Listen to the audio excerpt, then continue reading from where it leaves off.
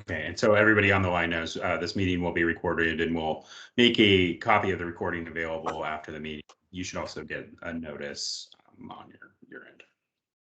Yeah, popping up on the screen. It just did in my end. All right. Excuse me. Well, good morning, everyone. Thanks for joining on a Monday morning here on a short week, the holiday week. We'll just dive right in. Excuse me. And as people might filter into the call, then they'll just pick up as they can. Again, I'm Max Woods, Assistant Director for Nuclear Safety and Emergency Prep here at the Oregon Department of Energy.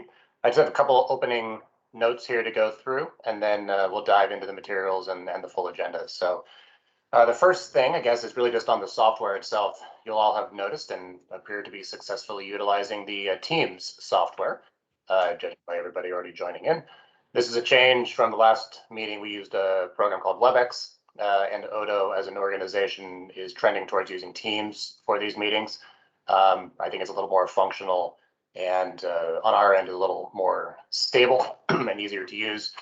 You'll note at the top of the, if you haven't used Teams before, at the top of the screen here, there's a little bar that has a little hand, and you press that if you want to raise your hand. It's got the mute, unmute button is the little microphone, which to me kind of looks like an ice cream cone. And there's a video icon if you want to share your video. Don't feel you have to, but you certainly can if you wish. And if you have any other questions on how to use the software, just give us a message somehow, either in the somehow on the platform, or you can send an email to us. We're also on our email, and we'll try and help you out there. I wanted to welcome at least 2 new members to our meeting today, and maybe there's more than I'm not aware of, but I want to welcome Gillum County Commissioner Pat Shannon. Pat is representing Gillum County, the Gillum County seat, replacing Lisa Atkin. Welcome, Pat. And welcome Colby Mangini. I hope I'm getting your last name correct. Apologies if not. Colby is representing Oregon Business and Industries today with us, and maybe into the future. But today, thanks Colby for joining. There might be other folks, and I apologize if I'm not speaking to you, but those are the 2 least that I'm aware of. And just a note on that, I guess I should make a note. The rack positions are by organization, not by specific individual. So if for any reason there's a transition in your on your team or your group, or someone leaves employee or organization and you want to have a replacement that is at your choice, it's the organization that makes that decision, not us.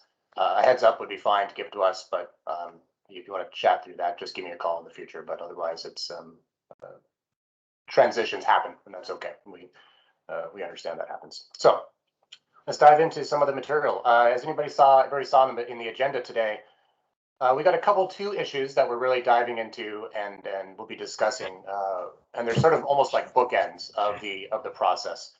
The first one that we'll get into is really looking at how a waste is considered radioactive, how a waste material, how that decision and the rule set is made.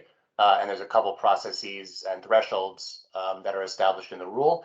And Jeff will be talking through that material and that information. We also have after the break, we have a second discussion set, and that's around really what happens when a waste is determined to be radioactive waste. What's the process for managing, handling, disposing of that waste, and more importantly for us, how does that align with the rule set? I think that to jump to the end, if the waste is radioactive, it can't be legally disposed of in the state. I think that's pretty clear. But there are rule considerations for what happens in that process that we'll dive into today. I just want to make an interesting note. You'll see today, and you would have seen in the material, that we have some history that we've dug up from the archives of the division's rulemaking in the past, including the Energy Facility Siting Council deliberations.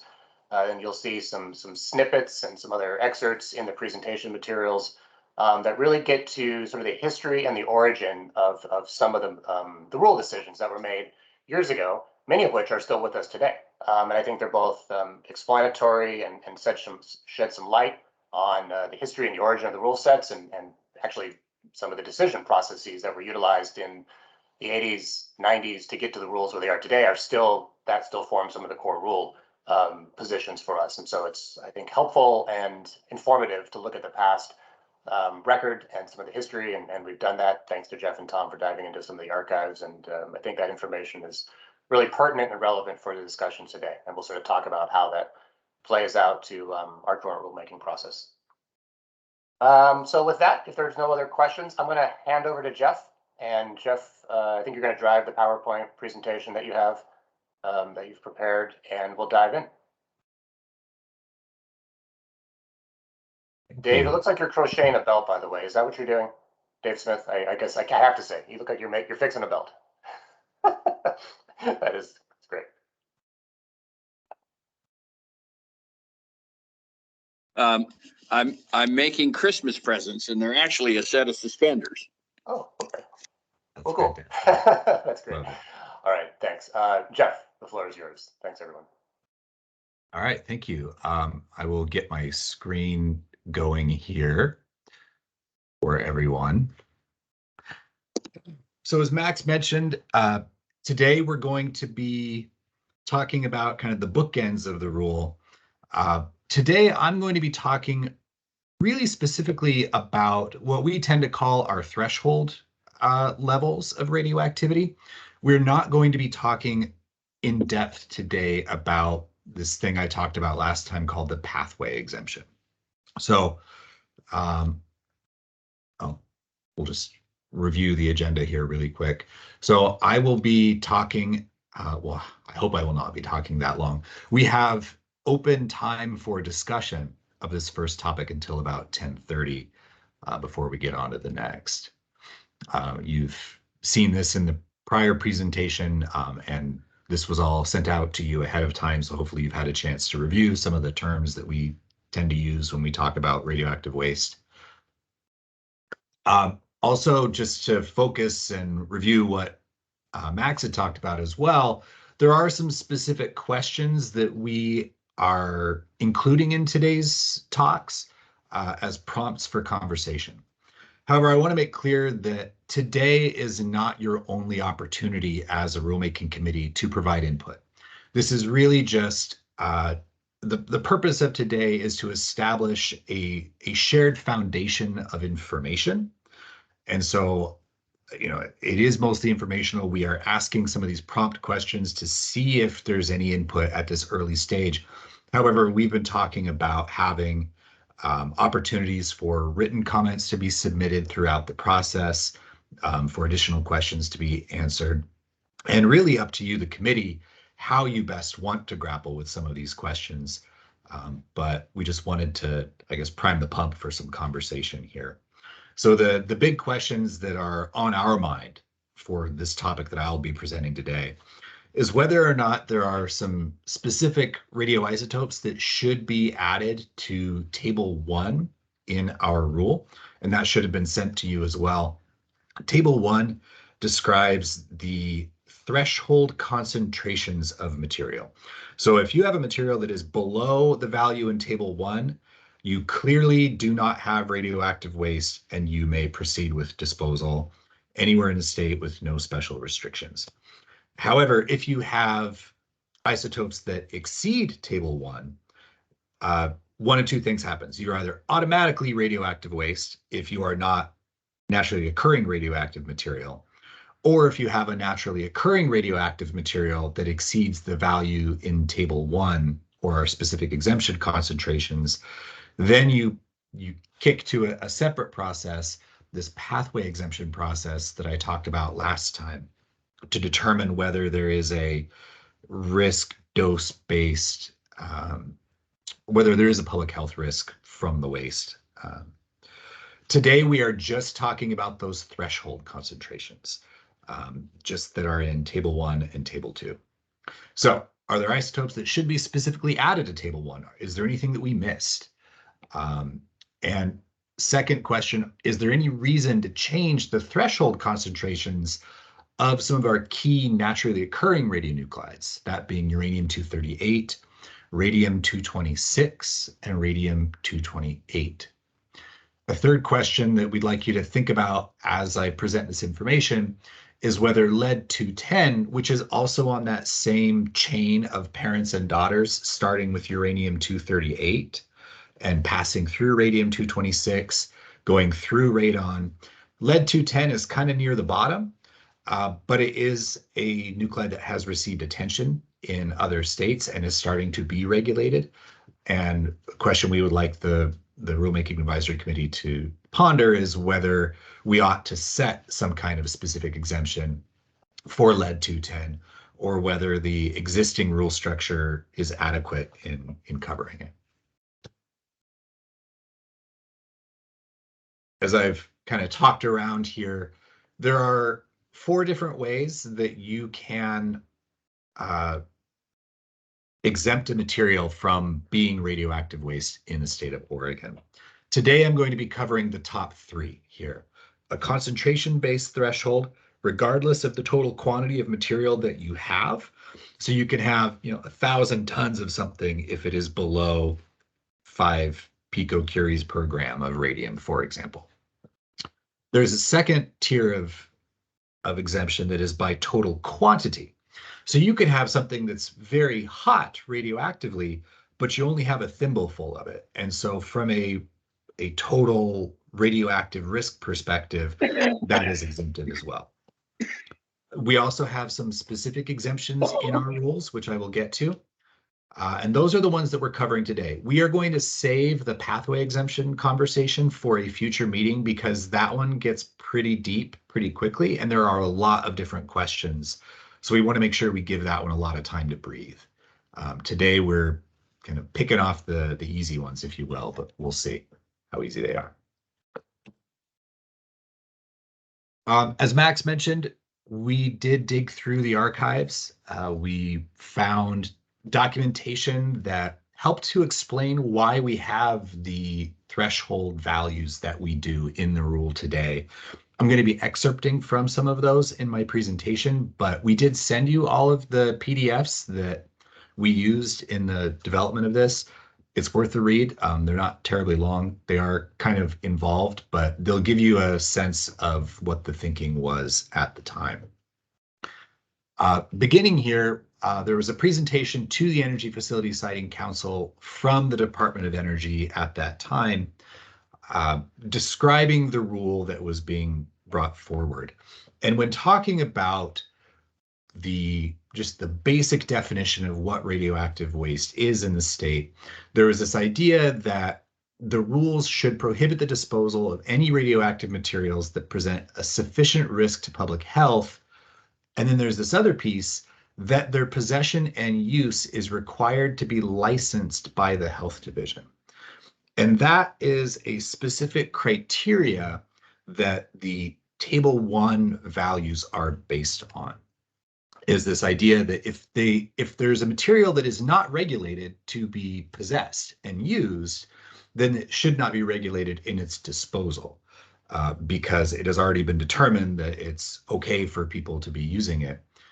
And it would be very difficult to regulate the disposal if you have these things that are commercially available, for example. This is especially true of the human-made radioisotopes.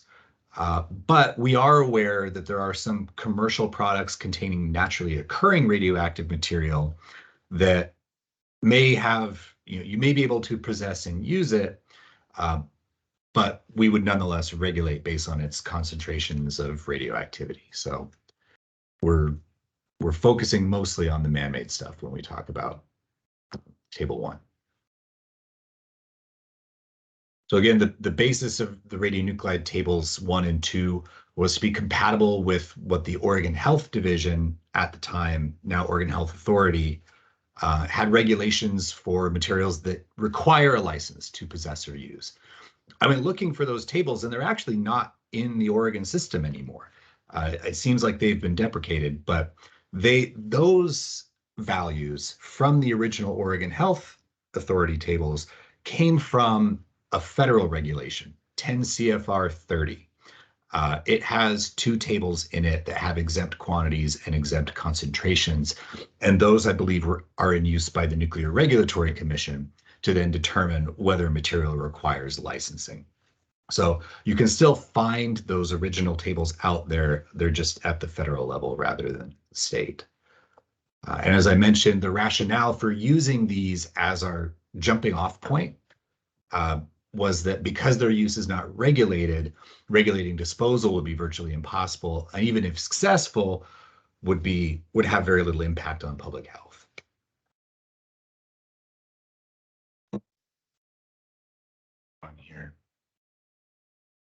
So this again comes from the excerpts. The threshold concentrations had this this basis in number 1 here, that the rule should be based on the current regulatory practices, meaning that if you're not required to get a license to possess or use, then it would be exempted in Oregon. This part 2 here has some bearing on our threshold concentrations, but it really comes into play when we start talking about the pathway exemption, which is that when trying to determine what the acceptable level of dose is to try to peg your regulations to, it's important, or it was decided at the time, to use the currently accepted dose and effluent limits. And as I mentioned at the last meeting, at the time these rules were put forward, the acceptable public dose limit was 500 millirem per year. That public dose limit has since dialed down to 100 millirem per year. And there are some standards on the books for unrestricted land use that are set at 25 millirem per year. So the standards have changed in their intervening years. The table 1 is mostly filled with the human-made isotopes. I mean, I have not sat down and counted how many isotopes. There are many in the table, and nearly all of them are the non-naturally occurring. However, there is one that is specifically relevant here, and that's uranium-238. It is in table 1. It has a value of 10 picocuries per gram as the threshold limit, where if you are below 10 picocuries per gram, you are not radioactive waste. However, the daughter products, uranium-238 is at the top of the decay chain, and its daughter products, which include radium-226, are not included. And so there is a potential, I think, miscommunication here in the rule, because you may have, well, back up here. So if you're below 10 picocuries per gram of uranium-238, it is, per table 1, you are not radioactive waste. However, in another part of our rule, which I'll get to in a moment, we have a specific exemption for radium-226 that is at 5 picocuries per gram. And that's where this footnote to table 1 starts to become important. And the footnote says that many radioisotopes transform into isotopes that are also radioactive. This is talking about the relationship between parents and daughters. And the footnote said that in expressing concentrations in table 1, the activity is that of the parent and takes into account the daughters. And so there's this concept called secular equilibrium that, to put it simply, if you have 10 of something, then over a long enough period of time, all of the daughters underneath are going to also stabilize at that same level, so that it would all become 10. So there's a potential discrepancy here where you may have 10 picocuries per gram of uranium-238, and that's okay. But over a long enough time period, you're also going to have 10 picocuries per gram of radium-226. And we have another part of our rule that says 5 is our limit. And so we see a need for clarity here, especially in the case where, as was true of the fracking waste that we encountered a couple of years ago, what we had was a waste that had a pretty high concentration of radium-226 in the 50 to 90 range in a lot of cases, but it had almost no uranium. And it was just a byproduct of the way that the waste came into being and the way that it precipitated out, that you had a lot of daughters without parents. And so we want to make sure that our rules are very clear in this rulemaking effort about how to deal with this situation where you have large numbers of daughters without parents, or this potential delta between the 5 picocurie per gram limit and this 10. Sorry, that was complicated to get through. I hope I successfully explained it. Jeff, I Yes. see that Dave Smith has his hand up. Do you want to take questions now, or save those for the end? Yes, thank you. I can't see hands, so if Dave, you want to jump in, you were there at the time, so please. I was. One of the advantages of being the old guy here. I wanted to explain why uranium-238 would be in a list of exempt concentrations, because those, as you mentioned, were derived from the Nuclear Regulatory Commission's rules. Oregon regulates radioactive materials under a delegation from the NRC under the Atomic Energy Act. And the NRC has authority over uranium-238. It is one of the isotopes that is in sufficient concentrations referred to as source material. But the NRC has no authority over other naturally occurring radioactive isotopes. Unless there, I mean, there are some exceptions, but there used to be, I don't know if there are again today, a number of states that got into the nuclear regulatory business back in the 50s and 60s, strictly because the NRC didn't regulate radium-226 for medical use, for sealed sources used for cancer therapy. And there was a need to do that. So that's why there's this disconnect between the concentration of uranium-238 exempt concentration and what was in the rule for radium, because the Oregon rule for radium was not derived from the NRC. It was a Siting Council rule from its creation. So I think you well explained why we could see in pipe scale elevated levels of radium-226, and that's because radium is a chemical analog to calcium, and there's an awful lot of minerals out there that have calcium in them.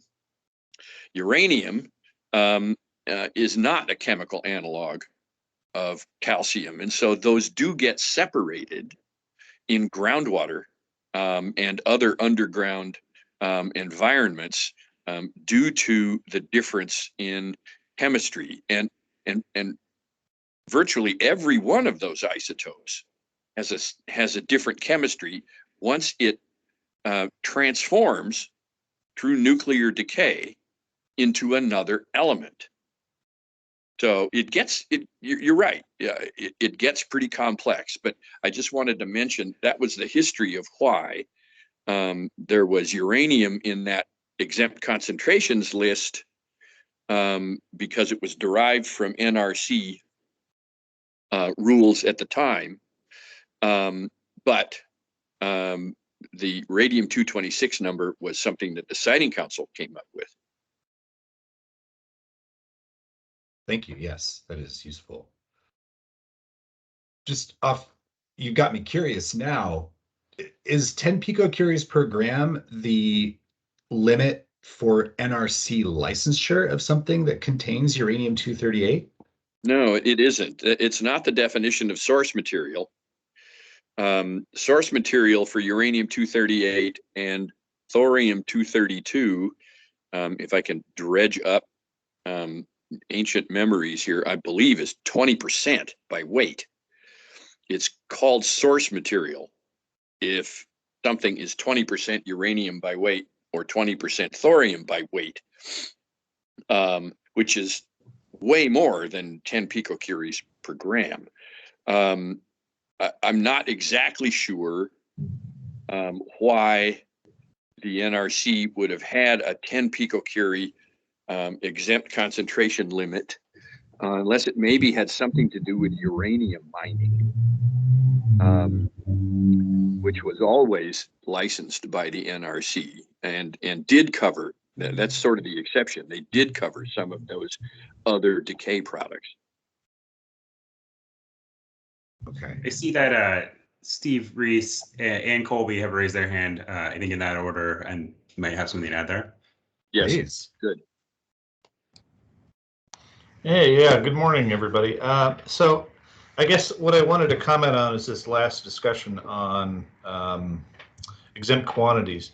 I think the only real application for the exempt quantities goes to if you were licensed to possess radioactive material by either the state or the federal level, or at least at the federal level, that below this amount, it's not required to be tracked as part of the license, right? I think that's where this comes up. It doesn't really have any bearing or direct. I don't think it originally had any bearing or direct application to anything other than that, because these isotopes listed in these concentrations or activities are were essentially determined not to be a health hazard if they're free released from a facility who's licensed to possess radioactive material.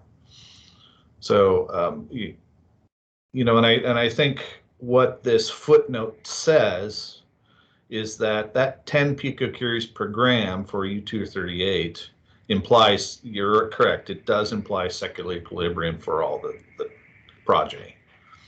So it's supposed to encompass all of those.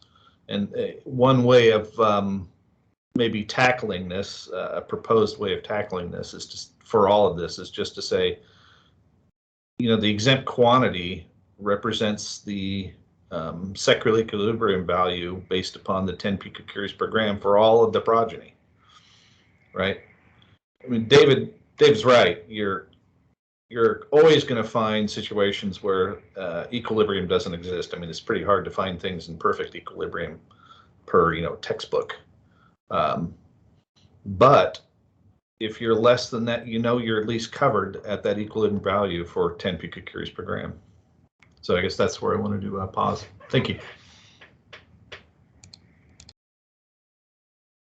Thanks, Steve. Thanks, Steve. Colby Mangini, did you have a comment as well? Yeah, so it's related to the origins of both the radium-226 concentration limit and uranium. So the radium-226 concentration limit that Oregon developed or adopted, I believe, originates from the EPA cleanup level of 5 picocuries per gram in the top 15 centimeters of soil. And then I can't remember where I read it, but the uranium concentration was adopted from that in regards to the top 15 centimeters and then below 15 centimeters, which is 15 picocuries per gram. So the average, they took the average of that to get 10, and that 10 picocuries per gram is adopted and used in uranium mill tailing cleanup sites. And I cannot remember the exact NRC reg which publishes that, but natural uranium is limited to 10 picocuries per gram from uranium mill tailing sites. And I can't remember the 10 CFR chapter that it's in, but it doesn't have to do with source material or exempt levels. It has to deal with cleanup sites. Thank you. That is very useful. The missing key there, that it's related to uranium mill tailings. I was wondering where that 10 was coming from if it was not based on regulating source material. Thank you. Chris, do you see any other hands up before I proceed? Yeah, we have one more hand up from Andy Lombardo. Good morning, folks. Just a couple of notes as everyone spoke, I took. The source material licensing threshold is 0.05% by weight of uranium or thorium. And it works out to 55 picocuries per gram of thorium-232 and 167 picocuries per gram of uranium-238. And it's a real disconnect in a lot of states that have both source material licensing thresholds that I just described and T-norm thresholds, because most of the T-norm thresholds are in the 5 to 10 picocurie per gram range. So there's a big delta between source material threshold and T-norm material thresholds. That's Thank all. you, Andy. Yeah, what you're describing there is this regulatory gray area that each one of the states has been required to fill. Yeah. That if the federal government does not get involved until something reaches 167 picocuries per gram of uranium-238, And then if you assume equilibrium, you have that much radium, then there's a potentially large gap from a health perspective, especially when you're considering land spreading or those kinds of things, or a remediation context. And the federal government has elected not to regulate naturally occurring radionuclides below that. Correct. Also, I like someone mentioned, they said, UNAT, natural uranium, or thorium nat, natural thorium. It's a good connotation to remember. Whenever someone refers to that, they are referring to the whole chain in secular equilibrium, versus when we talk about just one of the specific nuclides. Yeah. So a lot of the tables in 10 CFR 20 and 30 will include both a uranium-238 entry and a UNAT entry with a footnote for UNAT that says uranium-238 in secular equilibrium with all 13 progeny. So it's, I think we'll help ourselves as we go forward if we keep that same, we clarify every time we reference either U-238 as an isotope or natural uranium with all the nuclides in equilibrium. Andy, are you aware off the top of your head what the standard thresholds are for UNAT, if it's different? I mean, if UNAT is the one that contains all of the daughters. Yeah. Well, here's a funny thing too that we'll have the opportunity to keep straight. But I believe in NRC space, and I'll verify this and email everyone.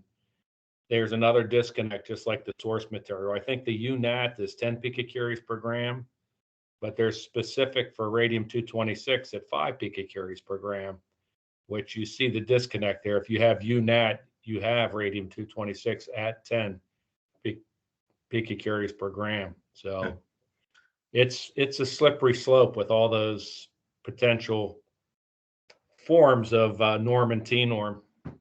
Right.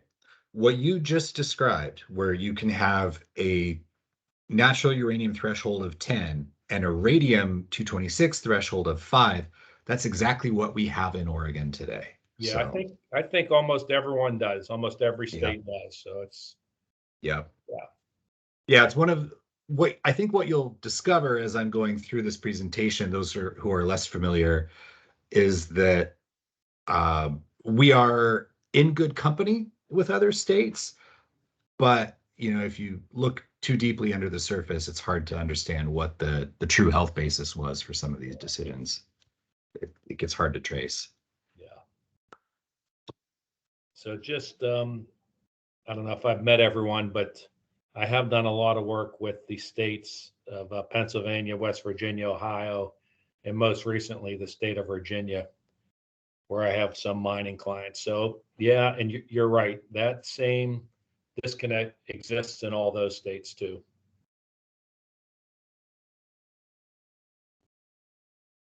Well, I'm pleased that people are jumping in. This is what I was hoping for, is that we would be helping each other fill in the gaps and build this common understanding. So thank you. Please keep doing so.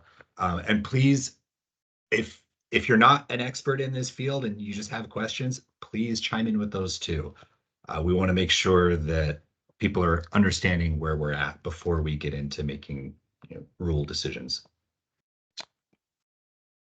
Okay, so I talked about table 1, which is in our rule, and you should have received that table in your email packets, so you can refer to that as you wish.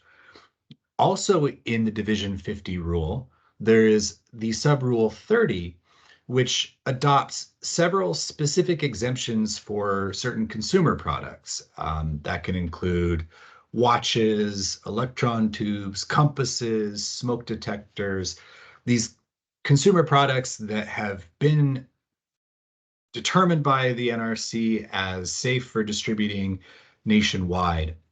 And so with a similar concept to if its use and possession is not regulated, then we would exempt it here. And it is specific to items. So we're not talking about concentrations of radionuclides in these consumer products, because the idea is that the product as a class has already been evaluated by another organization and determined to be safe for distribution. And so it's by item, if you will.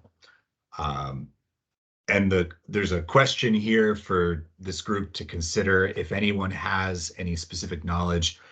When you look at our rule and the types of products that it does specifically exempt, are there any other items that have been put out into wide circulation since the 1970s, 1980s that are exempted in other states that warrant consideration to be added to our list of specific exemptions? So something to think about when you think about your written input, unless anyone has any thoughts you want to chime in right here.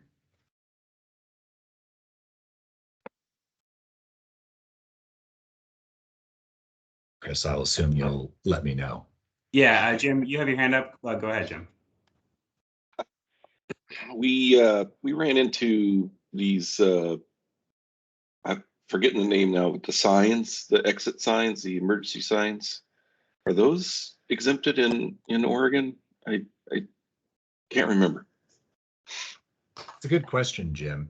The way that they have been managed historically is that there is usually a manufacturer contact information with the exit signs, and that there is an existing program for the manufacturer to take back those exit signs and make arrangements for proper disposal.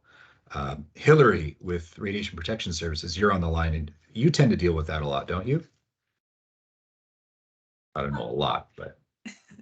Not so much anymore. And I can pull up our specific rules on what that is, but I believe it's you can dispose depending on the concentration, right? But you want to look, there should be like a little sticker on there, like Jeff said, and there's a number you can call. But certain exit signs are below a threshold, and so you can throw away up to like 10 at a time. Or you just contact the manufacturer. And that's generally what we tell people to do. The reason this came up was, I don't remember exactly when, I want to say like the 90s. I think Walmart threw like hundreds of thousands of exit signs away all at the same time. And they had this huge fine against them because there was just basically the concentration was too much. So I will connect to my my iDrive and pull up the exact disposal, and I can put that in the chat. But I believe, again, depending on the specific design, you can dispose up to 10 at a time. But let me check.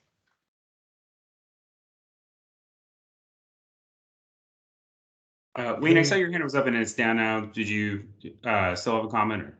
Well, yeah, I was just going to say it was a tritium in those signs for the most part, as I understand it. A very weak beta would hit the phosphor, so they're self-lighting. So anyway, yeah, I was going to raise that one, but I think the other guy got it. So thanks. Dave?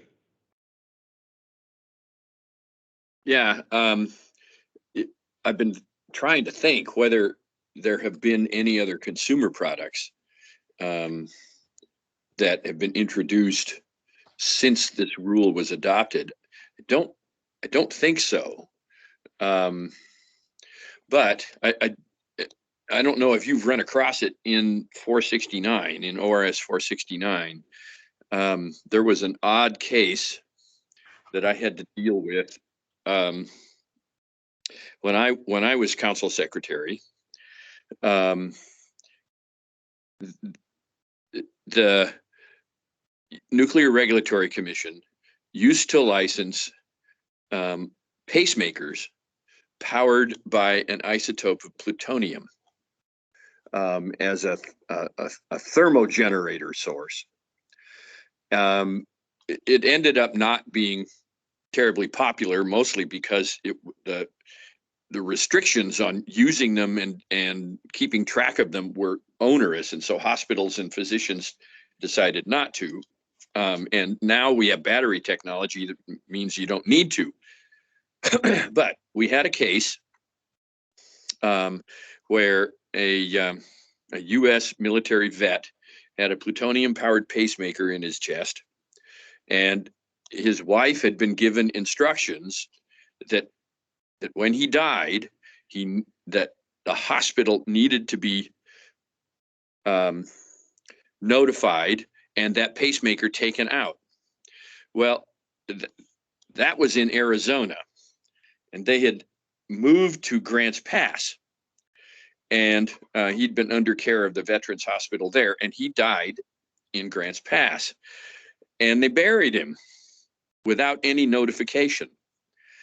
And so I can't remember exactly how I found out about this, but it provided a bit of a conundrum, because this was a significant chunk of plutonium in a tungsten device, tungsten built device.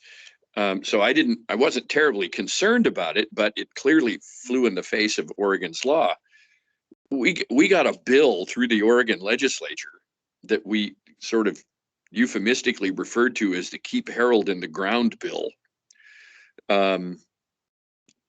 to approve not exhuming his body to have that pacemaker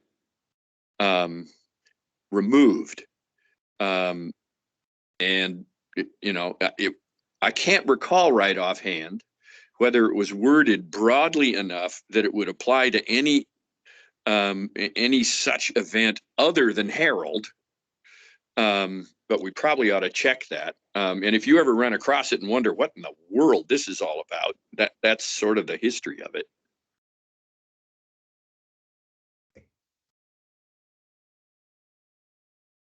I guess we have to go hunting for that statue.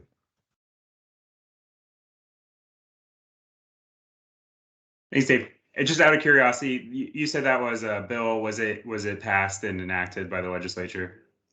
Yes, it was. I'm trying to think.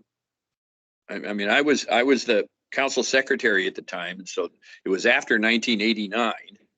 I retired in 2005. I think it was early 90s, probably, because it wasn't too long after. There were still a number of members of the Oregon legislature that remembered, going back to the radioactive waste fights in the legislature, of the mid 80s to late 80s. And so it was a little tenuous for a while, but when I explained what had happened, and my dilemma was I was going to have to order this guy's body exhumed, and I didn't feel as though there was any real need to do that. They went along with it. But like I said, I can't remember the exact wording of the bill. But it was, whether it would have applied to any other case other than poor Harold, or actually poor Harold's wife. She was the one that was beside herself at the notion that I might have to order her husband's body exhumed. And I certainly didn't want to do that. But yeah, we probably ought to look for that. And like I said, I think it was early 90s. So it would have been, an odd numbered year, 91, 93, something like that. Yeah, that'll help us put together the record. I see Mason has his hand up. Yeah, thank you. Couple items that I was thinking about would be ion exchange-based materials. I know that, that we've got all sorts of folks that run different water filters, et cetera. And over time, those can become really concentrated in radioactive materials. I know there's also sampling devices that use ion exchange-based materials. And if those ion exchange-based materials were to pick up, for instance, a plume of uranium from, say, the Hanford site,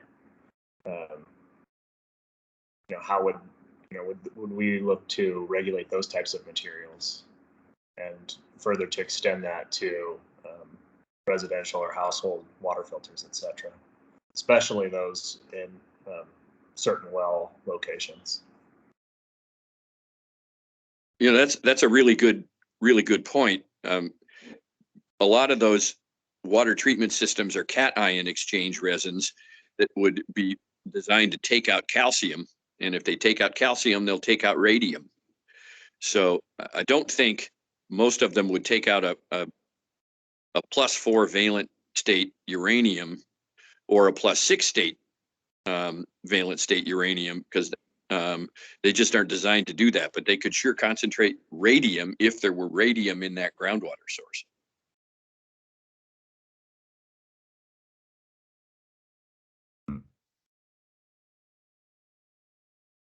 Mason, I think that as a general question, if we were presented with a waste determination question by a generator who had a filter that either had tripped a radiation portal alarm or was otherwise sampled and known to contain radionuclides, as it stands currently, there would not be a specific exemption where we would just say, well, this is an ion exchange water filter, carry on.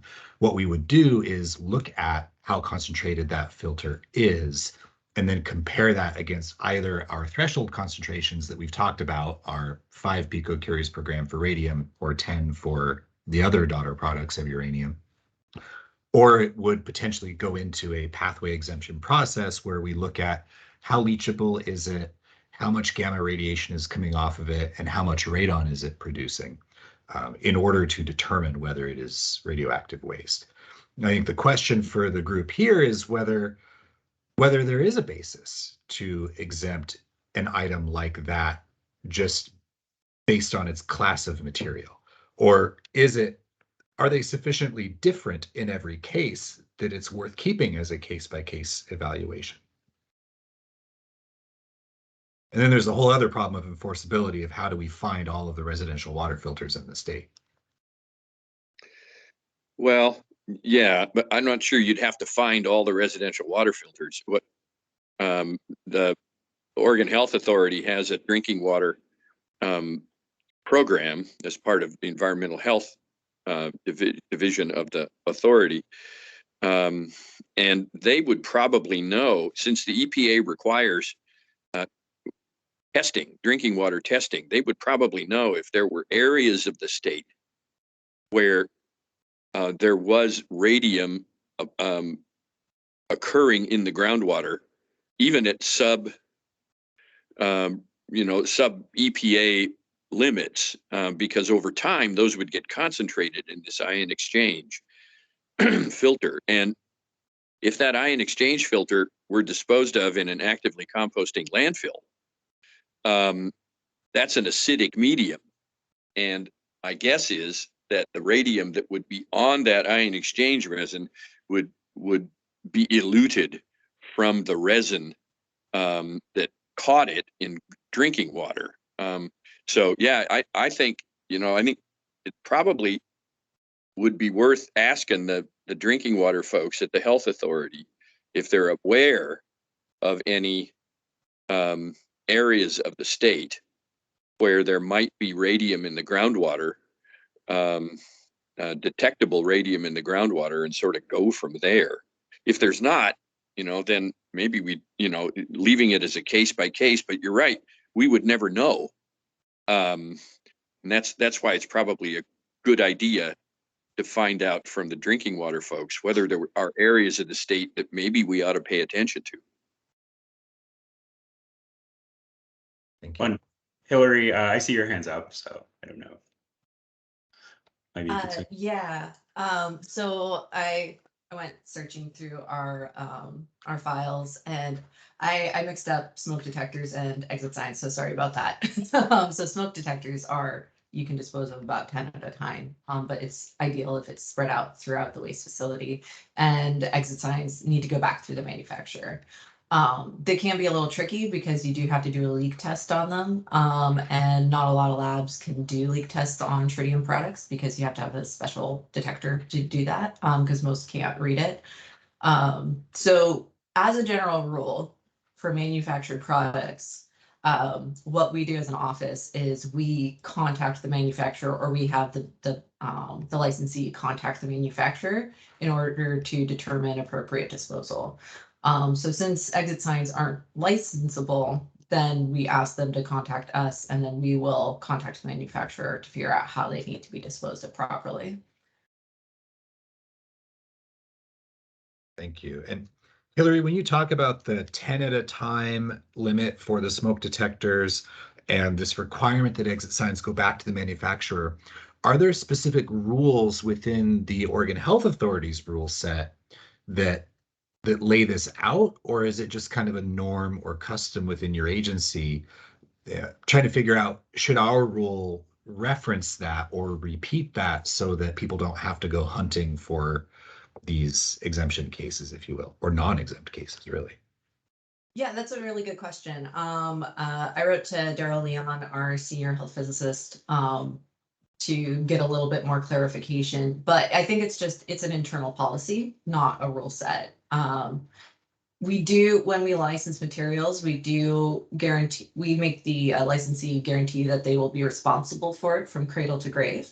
And the idea is that when they get a device or a material, they have to be responsible for the entire time that it gets to them, and then when they dispose of it correctly. It's the ones that aren't licensed that get a little fuzzy and gray, like the tritium exit signs.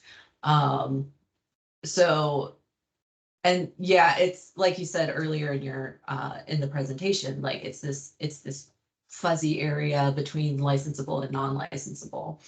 And luckily the modern devices don't even use tritium, so we don't have to worry about it, which is nice. But it does get a little tricky. So I will look for specific rules, but generally we base it, if it's what we call a sealed source, we base it off of the manufacturer spec sheet. We have a database called a sealed source device. I can't remember what the other D stands for, but essentially the NRC approves every type of sealed source that is allowed to be licensed. And part of the packet that the manufacturer puts together is exactly how to dispose of the source. And so since there are thousands upon thousands of different types of manufacturers and devices that are out there, we don't have specific rules for each type of device. We rely on that sealed source that essentially like manufacturer's guide, and that gets approved by the NRC or potentially the state that it was developed in, and then we base all of our disposals off of that. If it's not part of that, that's where we have to go into other rules and we rely on other agencies. So like the EPA, the groundwater, that sort of thing, because we don't set those limits because they are regulated by another agency. So we use those as our basis. And we always have to use the NRC rules. And like you mentioned earlier, it's really challenging because the NRC doesn't regulate norm or T-norm. And so the states are kind of left on their own. So we really look to other states that have been dealing with this for a while, so like North Dakota and Pennsylvania, because they've been working on these rules. And when I contact the NRC for questions about this, that's usually where they direct me. So they're like, oh, have you talked to North Dakota yet? Because we don't regulate it. Are there sealed sources of norm? Am I getting terms confused? Okay. No. But there's like source material and things like that. So one of the older devices that wasn't regulated but is no longer in use are like thorium mantles that they used to use in like Coleman lanterns. You won't find them anymore, but people do use them as check sources. So they'll take that little thorium mantle and laminate it, and then you can have a check source. So there's things like that were manufactured that weren't licensed, and it's thorium. So you do have a few things along those lines.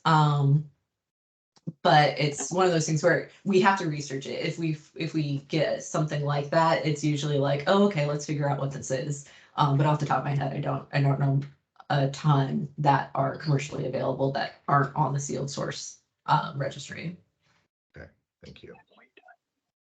So the way I think about these specific exemptions is that they are an opportunity for regulatory efficiency, if you will.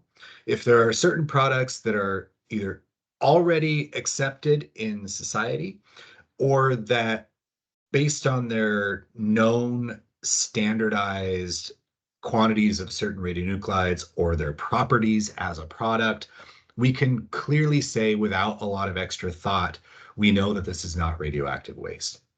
So if there are products out there, and this is again just a thought for this committee, if there are products out there that fit into that class, I think that this is the opportunity to bring those forward for consideration. And not saying that they would be able to get this, blanket byproduct exemption, but it's something that we could talk about. And I think one of the key questions would be, what kind of information do you need about those products and about their standardized nature and about their risk and their, all of that in order to make sure that we're doing the right thing by giving them a specific exemption. So just more to ponder. Jeff, before you go on, I think Andy and Wayne both have their hands up. Okay, thanks. Andy? Yeah, real quickly, the tritium exit signs, Hillary's correct. Thank goodness they're no longer made with tritium. But for a long time, the NRC generally licensed those signs, and they were very popular. And I did a study of landfill leachate about 20 years ago looking for radium. And we didn't find any radium in leachate, but we found hundreds of thousands of picocuries per liter of tritium. And it led back to the signs that were disposed of, similar to what Hillary described when Walmart put a lot of them in dumpsters. And it set off a notification to everyone to please return those to manufacturers. However, we did an extensive risk assessment, and someone else mentioned that it's a very low energy beta emitter, which is correct. And there was no risk. Even there were landfills with, I want to say the max was almost 500,000 picocuries per liter in leachate, which is a really high activity concentration, but because it was tritium, there was 0 milliram. There was just no risk from it at all. So if you sample your landfill leachate and you run tritium, you're probably going to get a positive tritium, because those signs were so popular, 50 to 20 years ago.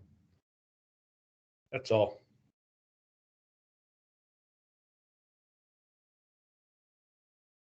Thanks, Andy. Wayne?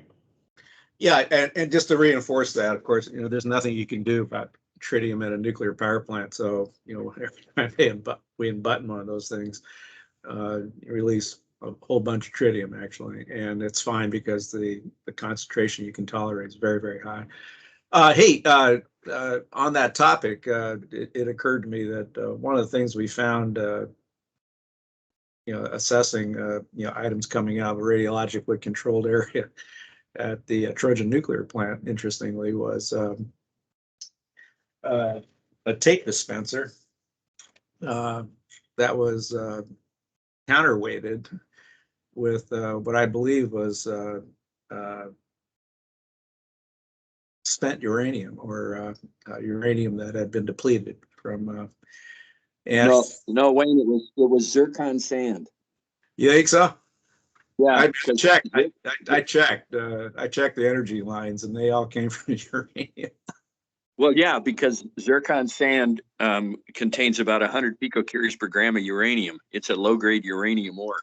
Yeah, I thought more thorium myself, but anyway, just so you know, it's definitely in there.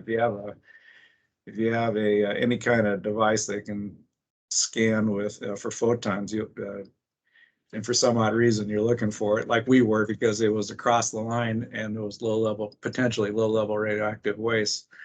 If we hadn't isolated and then did a energy line assessment, we never would have.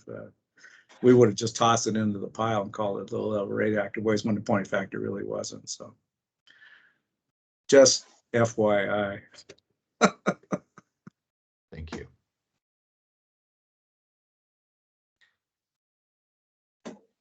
there any other thoughts at the moment about this question of specific exemptions as it relates to consumer products? Before I move on to talking about radium 226.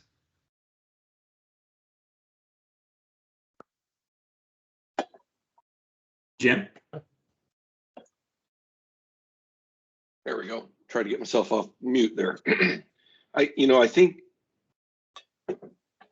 you would drive yourselves crazy, in the ion exchange media, trying to regulate that. I mean, that seems to me that there would fall under a quantity type exemption. And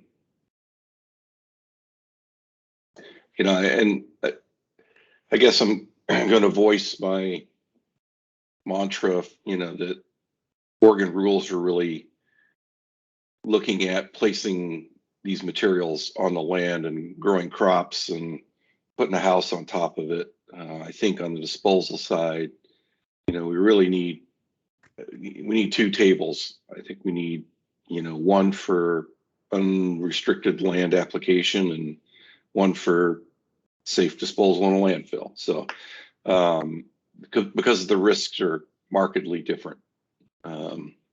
So anyway, that's my 2 cents.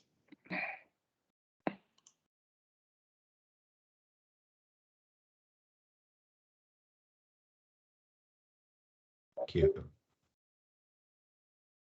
Anyone else before we carry on? Yeah, this is Wayne. That raises a really good point, and it kind of draws you back to where there are naturally occurring very high concentrations of naturally occurring radioactive material. Okay, we know the locations of these places on the planet, and zircon sands, mineral sands in India, one place I worked at in Brazil, the Morro de Ferro, very high concentrate. I mean, literally tons of thorium-232 in an ore body that's exposed to the surface. And frankly, they're growing crops, raising cattle in areas that are, and I'm not kidding here, about 10 MR per hour. Okay. And that's just life in those areas. And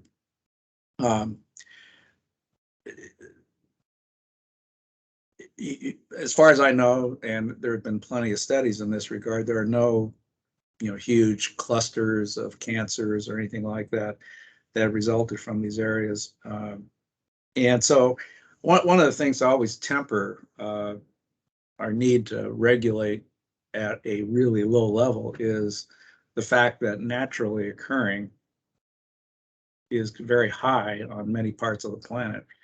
And that might be a better basis for trying to track down what you worry about, okay, regulatory or otherwise in this respect. So, and that builds on that thinking that was, that I think it was Jim that just spoke up about. So anyway, for what it's worth. Thank you.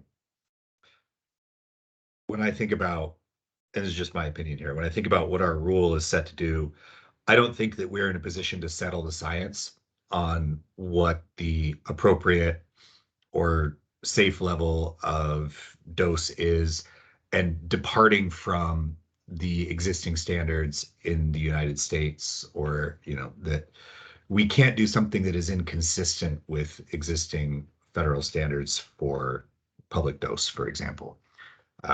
And so these are, they're good things to ponder what you're talking about. For the purposes of regulating, we have some boundaries that we need to stay within. But I take your point.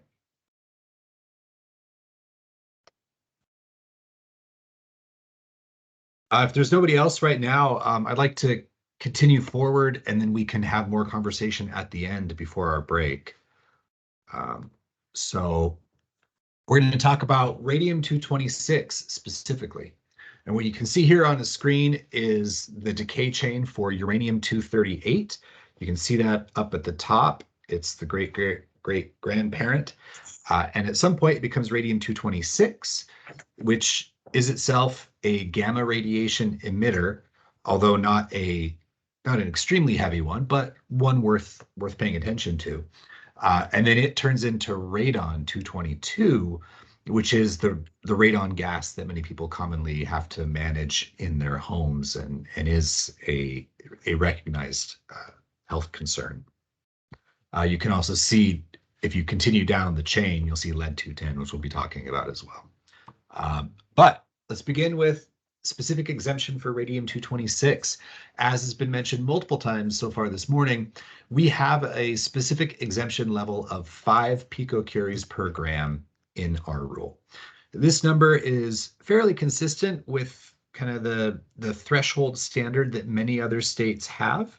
As was also mentioned by Colby, the basis of this 5 picocurie per gram standard comes from the EPA and standards that they were setting for uranium mill tailing cleanups.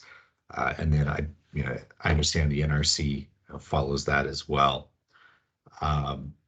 Many states don't regulate norm below 5. Lead-210 is also included in some states, but not others. And the EPA radium level of 5 picocuries per gram, I think this is just me editorializing here, I think is accepted generally. And in part, it's because it is the remediation standard that tends to be used at Superfund sites that contain radium. So if you're going to make that your cleanup level, then it applies more broadly there. At the time that these rules were promulgated, that EPA standard was still in development. It had not yet actually been finalized. And so I guess kudos to the drafters of this rule for thinking ahead as to something that was out there being considered, but not yet on the books, that Oregon set 5 as the threshold there. Excerpting here from those reports from those historical reports that we sent you all, that 5 picocurie per gram level was at the time set based on how much radon you would expect to see in the air inside a home. It wasn't based on the gamma exposure coming off of the radium per se. It really was based on how much radon in a modeled house could you expect to be present. And as I just mentioned, these EPA regulations were still in draft at the time that the rule was adopted, but they went forward anyway. And that is the basis not only of the concentration-based threshold for radium, but the total quantity threshold, which is 10 microcuries. So again, if you have something that's fairly hot from a radium standpoint, but you don't have a whole lot of it, that's where that can come into play. Just something from the write-up that I noticed, that someone at the time had done some modeling of what it would take for radium-226 to create a concentration of 3 picocuries per liter of air within a house. And as a reminder, the federal action level for radon in a house is 4 picocuries per liter. So this was saying, all right, it would take 20 microcuries to create a concentration of 3 picocuries per liter. Because the Oregon standard is set at 10 microcuries as total quantity, this was seen as a good conservatism over and above.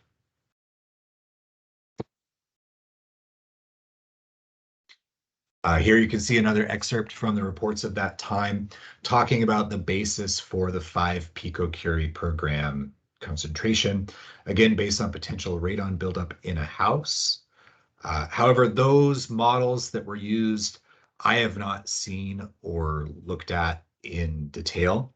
And I will note that our pathway exemption process does involve the use of a model of a house looking at how much radon would be in that house. And so we have taken this threshold concept and allowed for a more case-by-case special consideration of a situation in the state when determining what the acceptable level is, which is why we have some cases in Oregon where you could have a waste that exceeds 5 picocuries per gram of radium-226, but is nevertheless determined to be acceptable for disposal in the state because we do conduct our own modeling.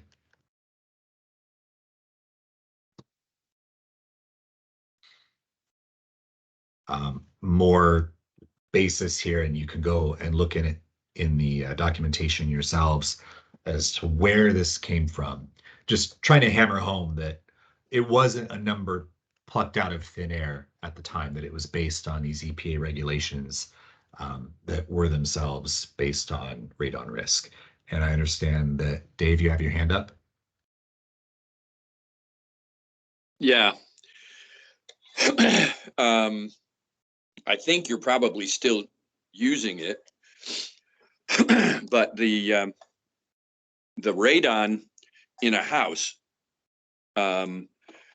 mathematical model was actually derived by citing council decision in a contested case dealing with the land application or potential land application of water treatment sludge at the Wachang plant in Albany that contained radium-226.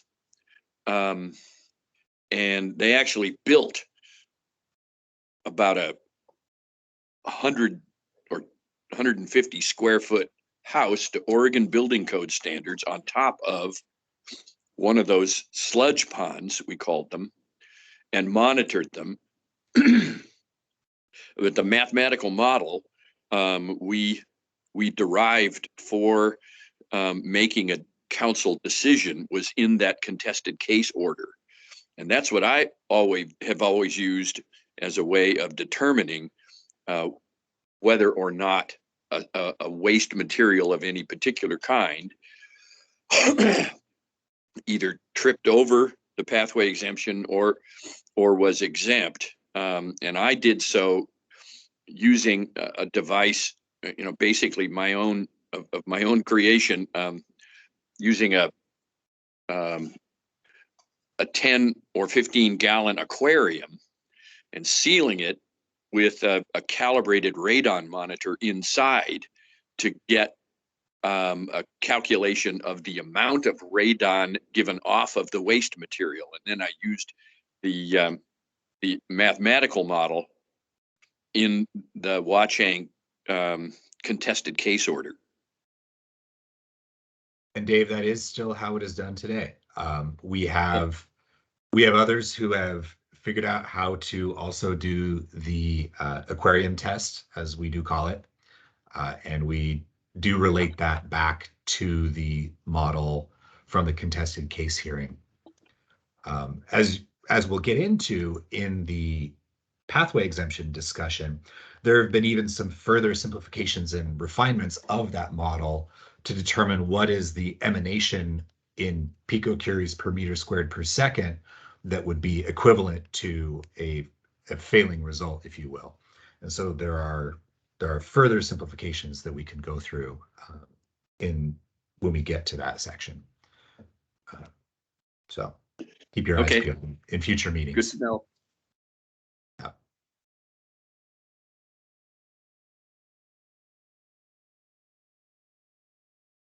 So to close out this idea, the basis exists.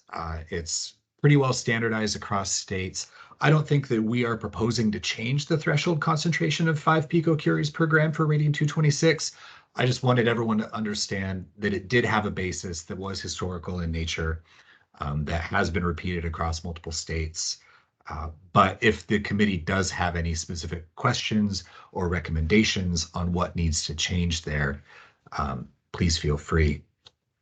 I was curious as to what the 5 picocurie per gram threshold correlates to in a modern modeling context.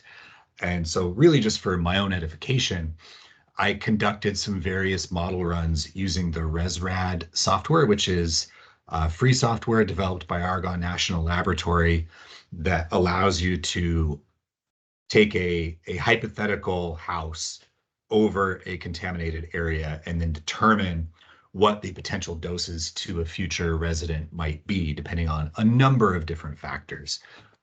It's very difficult to make an adequate case-specific assessment. So what I did here was kind of a smattering of tweaking the different inputs to the model just to see what the sensitive parameters were. And going from left to right, and again, this is really just for conversation's sake. If you were to take the default ResRad parameters, which is 1/2 air exchange per hour inside the house, standard gamma shielding from your construction materials of 30%, and the 70% occupancy inside the house, what you come to find is that the gamma radiation dose is around 38 millirem per year, which would be above a 25 millirem a year unrestricted use, but well within the 100 millirem per year current public dose limit. But the radon dose would be right around 500 millirem per year. Now, radon is not regulated on a dose basis. It's regulated by this action level that the EPA has put forward of 4 picocuries per liter. And in Oregon, we use 3 picocuries per liter. But just to show you how home construction matters and how depth of disposal matters, run you through these other ones. So if you were to have a concrete slab house with more air changes per hour, so and in the contested case that Dave referenced, they did use 1 air change per hour, then your radon dose goes down significantly because you're having that influx of fresh air helping push out the radon. And the concrete allows a little bit of extra shielding from the gamma. You go from 38 to 28, and that's from this gamma shielding factor. And then, if you have the 30% gamma shielding, which is the standard, then your gamma goes back up here. But with 1 air change per hour instead of 1/2 an air change per hour, you can see that really cuts down on your radon dose. Let me see.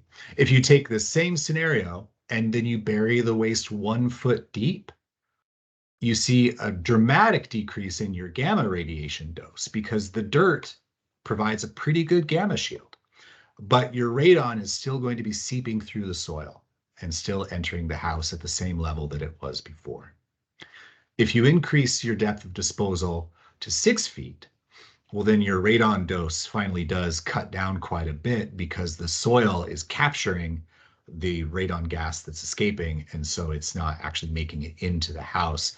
And down here, you'll see that your radon concentration in your house is about 10% of the action level standard once you've buried that waste a little bit. And then if you had no slab in your house at all, your doses are fairly high, but I don't think that's a scenario that we're looking at here. I just want to really the purpose here was to show the effect of the different protection factors, if you will, that what kind of barrier you have between your house and the ground matters. The depth of disposal does matter. The construction materials can matter. So those are important to take into account as well. And I also want to point out that I included a plant ingestion dose. And the idea here is that if you have radium in the soil, plants are going to uptake some of that. And actually, I think lead-210 can be a problem for that as well. And so you can have a portion of your dose coming from this assumption that if someone were to live on that site in the future and grow crops and eat them, that would be something to consider. Right now, our pathway exemption rule set does not include ingestion of plants, which from one perspective could be something where we need to update our rule. However, from another perspective, depending on how deep it's buried, this may or may not be an actual exposure pathway when you think about the real conditions of disposal. Something that we'll get into in the future when we talk about pathway exemptions. Talk about radium-228. Here we're talking about a totally different decay chain coming from thorium-232 instead of uranium-238. Radium-228 is right here, and you can see it has its own chain with some alphas and some betas. Currently in our rule set, we have a threshold standard of 20 picocuries per gram for radium-228 or 100 microcuries for radium-228 in the rule. Thanks. Hey, Jeff, Wayne has his hand up. Please. On the ResRad modeling there, a good idea, by the way. I was just curious, when you speak of a concrete slab, is that slab on grade? Or does that include the, is that a basement, like would be a little bit more common around here? I didn't realize, I understand in California, they do build slab on grade, and is that the way you modeled it, or? Yes, and it's actually pretty difficult to do home construction style models in ResRad, so this should not be taken to the bank. This was really, I just adjusted the gamma shielding factor, which is that 30% versus 50%, and that is the density of that material. How much is it able to stop gamma coming through? I can't say that I was perfect in modeling how a concrete slab would affect radon versus a crawl space or a basement. There are different modeling tools that you could use to answer some of those more specific questions. In Oregon, the rule as written now assumes that it's a house built on a crawl space, and that you have a 2-inch wooden floor, I believe it is. I believe it's 2 inches. And that was based on the standard construction practices of the time that the rule came up. I've looked for statistics on different home construction types, and I want to say, gosh, I would only be misquoting if I tried to do it from memory. There is a spectrum of construction styles here in the Northwest. Crawl spaces are still fairly common. Slabs are not unknown, though. I mean, we do have it. My neighbor has one. I have a basement. Someone down the way, my parents' house has a crawl space. I mean, you can go around and you can see all three construction types, and they do have some effect. Thanks. Yeah. So radium-228 comes from the suggested state regulations for control of radiation, and that was the Oregon Health Division regulations themselves. It was, as you can see from this excerpt from the report, gamma exposure was really what was being protected from at the time, and it was pegged to 500 millirem a year, as best as I can tell.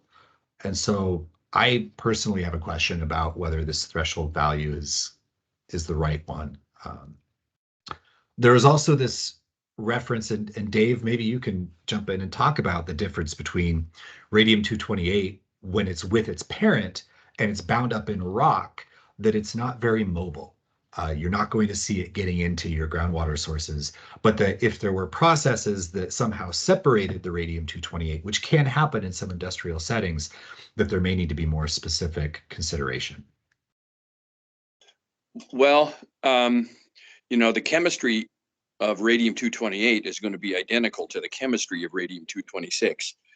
So to the extent radium-226 can travel in groundwater, it's going to be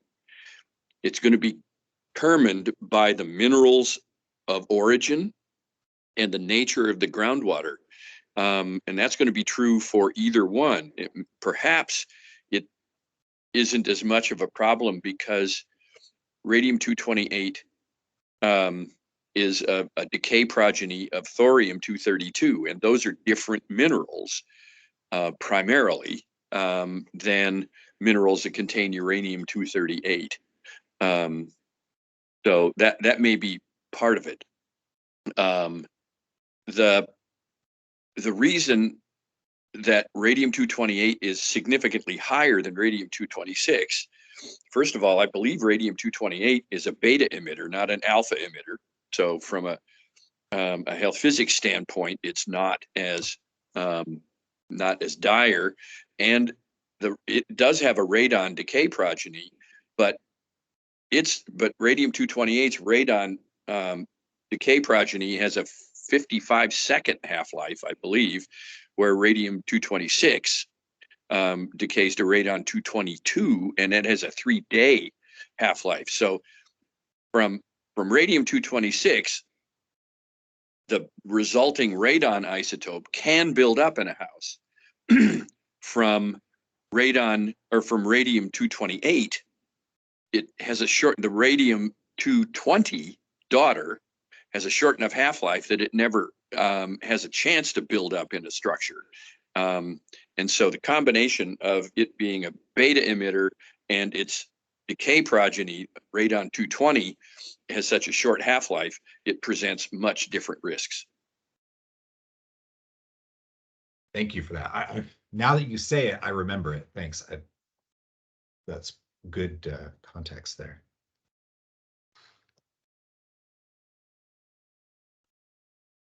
Just one more to go through, and then we'll head to our break. And if just playing with the agenda here, if there are some topics that people want to talk about further on this presentation, maybe we can make 10 or 15 minutes of extra time after the break, after people have processed this a bit before we move on. Sorry, I ran a little long here, but I'm glad we had the discussion we've had.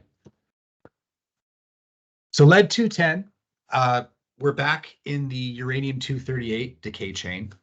This one is near the bottom, and it's come to our attention, and we wanted to bring it up in this rulemaking because we've started to see it in some certain wastes, especially oil and gas wastes. You can have high lead-210 in the absence of uranium or even radium. You can have lead-210 all by itself in higher concentrations than you would expect in natural gas wastes, in tank bottoms from certain oil refining processes. And so it has given us some pause to say, what do our rules actually say about it? And currently, lead-210 is not included in our table 1 of concentrations. We don't have a specific exempt concentration limit for it. So we have been interpreting that if it's above 10 picocuries per gram, which is the table 1 value for the parent of uranium-238, that's when we start to care, and that's when we say that a pathway exemption is required. So that's how we're doing it right now. It's not codified in the rule. Some additional things to know about lead-210. One, that it has a 22-year half-life. So there is a relatively rapid decrease in risk that results because of that. Also, because it's near the bottom of the decay chain, you don't have radon as a progeny of it. And all the major gammas have already been emitted before you get to lead-210. My understanding is that it tends to have a lower leachability and mobility to groundwater, although that can depend on the chemical environment that it's in. We've also noticed that in the past few years, some states have begun to regulate 210 as low as 5 picocuries per gram. And I'm not sure if that's based on any kind of health result or not. And similar to what I did for radium-226, I decided to do a ResRad model run with 5 picocuries per gram of lead-210 just to see what I would get. And the result was 34 millirem per year, with next to nothing coming from a direct gamma signature and nothing at all coming from radon, because again, radon doesn't get produced, but nearly entirely from uptake in plants and the ingestion thereof, which again is not included in our pathway exemption as it stands now. So lead-210 is a bit of a puzzle. Oops. And the options that we've considered, that we're looking for some feedback, we could either just make explicit that the 10 picocurie per gram that we have been regulating in practice is the threshold limit for lead-210. Or we could, based on some basis, whether that be a health basis or to keep pace with what other states are doing, we could choose a different concentration limit. And then there are some follow-on questions once we get to the pathway exemption discussion of whether we ought to be including plant ingestion to make sure we're accounting for potential risks from lead-210. And then we'll need to look at the leachability standard for water as it relates to lead-210 as well. So that's one where I think some discussion either today or via writing or in a future discussion, we'd like to hear your thoughts about how to best address lead-210. All right, we've reached the end of what I have brought forward from our historical research and our understanding of the rules as they stand today. These are the questions that I presented at the beginning of my presentation, just here for you again as we go into the break, I suppose, to see if you have any additional input based on the things that we've talked about here today, or if you have follow-on questions that you would like us to bring more information at a future rulemaking committee meeting. This would be a good opportunity to have those discussions. However, I am done with my presentation for now, and I guess Chris or Max, I kick it back to you. Sure. Well, hey, Jeff, before we go to break, it looks like Jim did have a question or Great. comment. Yeah, Jeff, as you know, lead-210 is very problematic, mainly because you can't measure it accurately. And particularly with gamma spec. So I don't know what the answer is. My 2 cents is lead-210 isn't a factor when you put it in a landfill. So if you, yeah, I guess, we just really need to be cognizant of what you can measure accurately and what you can't when we add or subtract or multiply things on the list. So that's all I had. Jim, could you expand on that? You're talking about the difficulty in actually measuring lead-210 at a level that's that low. Right. Based on the experience that we've had together over the last couple of years, what would you say is the lower limit of what you can reliably detect when you send a sample off to the lab? I can't answer that. I can tell you that, it comes up with huge, well, I guess it could depend on the matrix of the material, the waste that we're measuring, but it comes up with, huge uncertainty every time that we measure it. And then we get triggered, we have clients that get triggered into a pathway exemption, which take months, there may be someone on the call that is more knowledgeable about what you can actually measure lead-210 gamma spec. Dave's talking, I think, so I'll shut up. Well, I'll do a little bit of radiochemistry poking around, but I'm not surprised that lead-210 is difficult to analyze for. I'm a professional radiochemist, and I've never analyzed for it. I don't know what its gamma abundance is, but it's probably low. And to do a radiochemical test on it, meaning you separate out lead and beta count it, would be, you're talking thousands of dollars per sample to do it radiochemically if you can't do it instrumentally. And so I'm really behind the notion that we need to take a look both at whether or not there is a significant risk due to this isotope and make a decision on regulation based on whether or not it can be measured reasonably. Because boy, Jim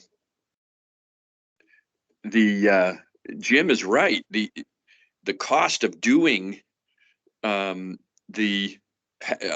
full battery of pathway tests is quite high.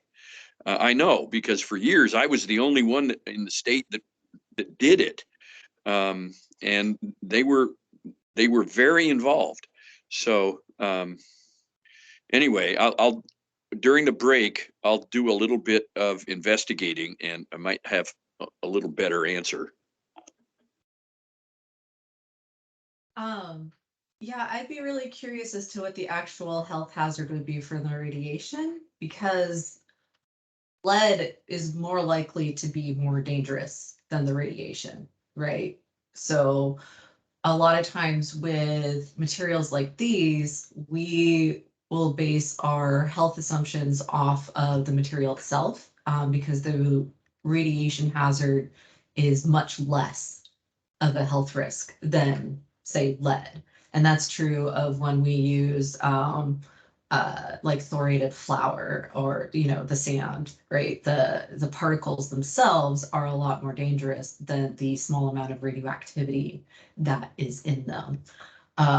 So I would be very interested to see on, like, if this is a real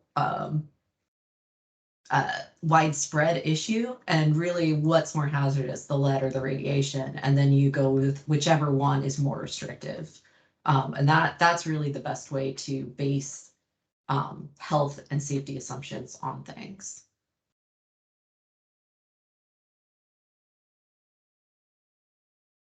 Thank you.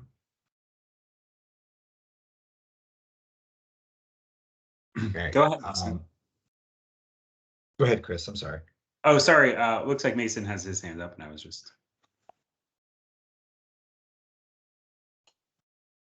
Yeah, thank you.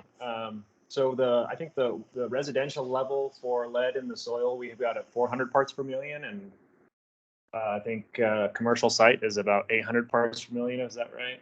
So I guess it would be interesting to see what how many picocuries per gram would be produced at those concentrations, and then determine from there. I might be able to add a little bit of context for the gamma spec detection limits. In the profiles we've been reviewing, we consistently see minimum detection limits between 10 and 20. It's hard to get below 10. Occasionally you'll have one that's way out there, but that I think is more matrix interference or something. But 10 isn't far off from achievable, but it might require a couple extra diligence from the lab.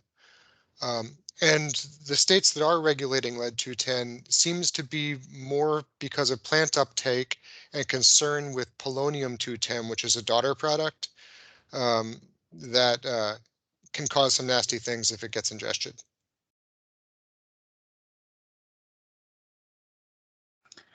Thanks for that, Tom. I In think the, that was Damon had that question in the chat about curious to know the rationale behind states regulating lead-210. I think, Tom, perhaps you're on that. We can look into that question a little bit more if there's more to the story too. Should we take our quick break here and then come back for further discussion points after the break? Chris, are we scheduled on a 10-minute break? I think we are. Yeah, 10 minutes. Should we go to 10:50? Let's go to 10:50 and come back. Okay. 10:50. Thanks, everyone. Thank you.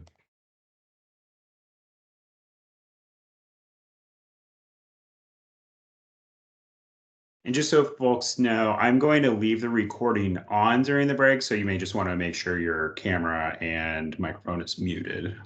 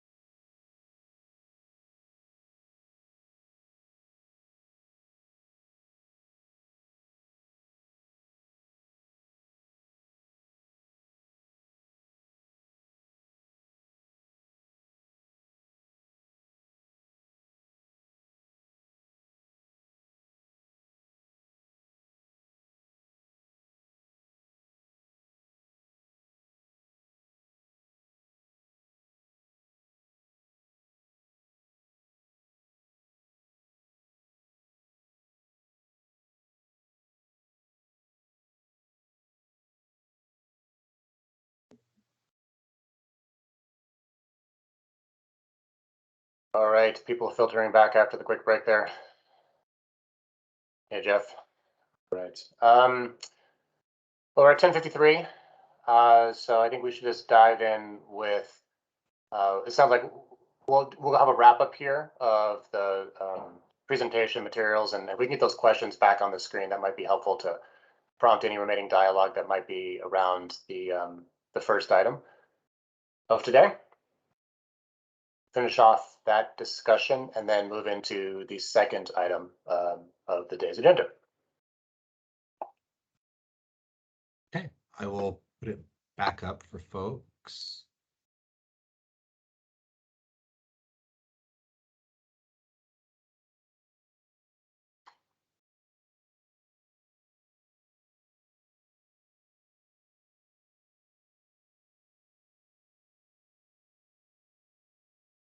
And if we're good on the discussion, we can move on as well. But just wanted everybody to have the opportunity to have any other thoughts, questions they might have right now on the questions that are posed on the screen, on the slide, or of course the presentation materials that Jeff has gone through and the good dialogue we've had this morning. And as Jeff also noted, this certainly isn't the only time for people to comment on these questions or anything else that was covered this morning. Written comments would certainly be accepted, or just the next rulemaking meeting, any other real forum to get the comments and thoughts on this, on these questions is certainly fine.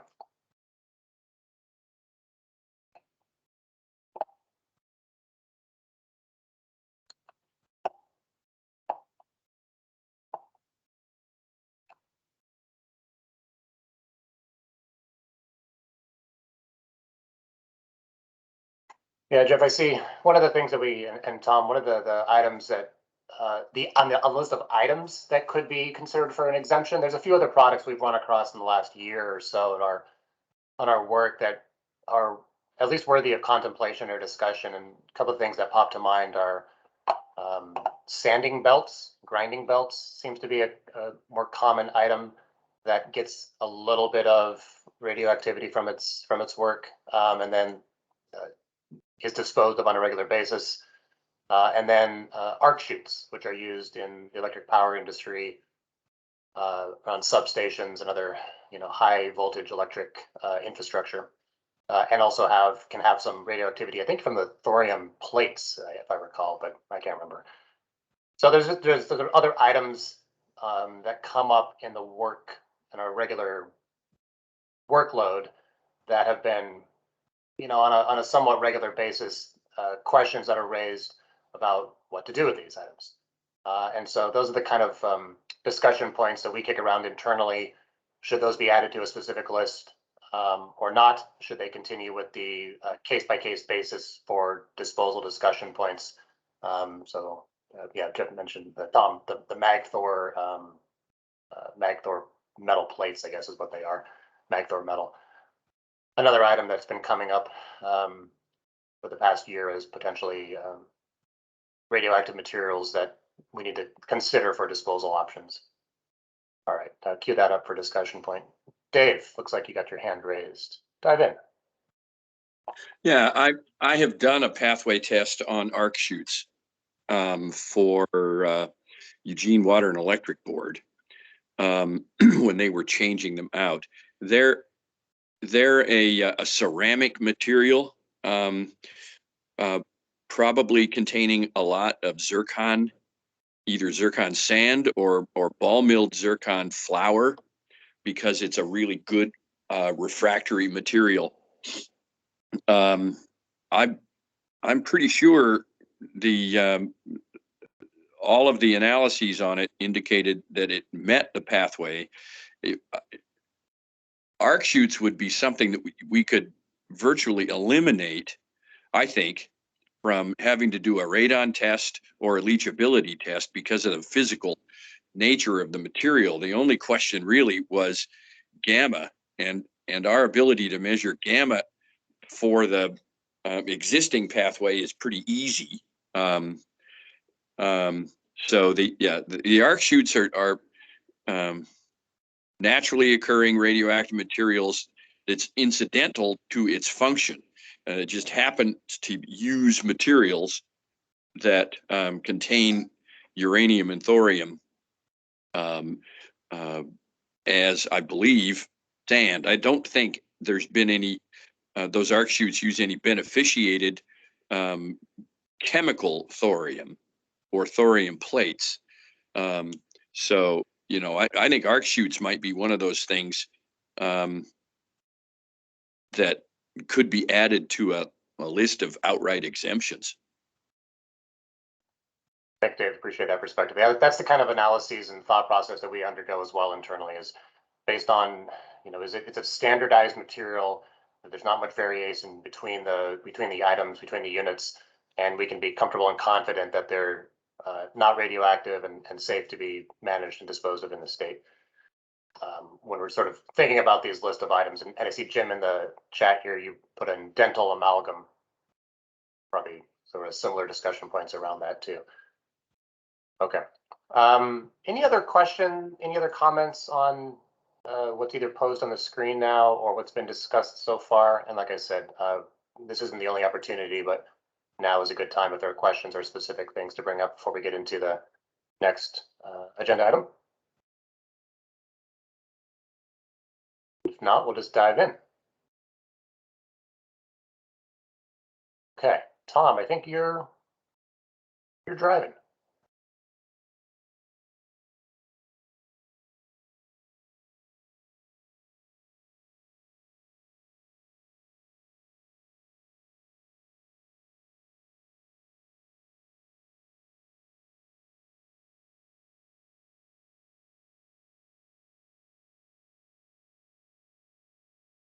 All right, I think you should be able to see a busy PowerPoint on the screen. All right.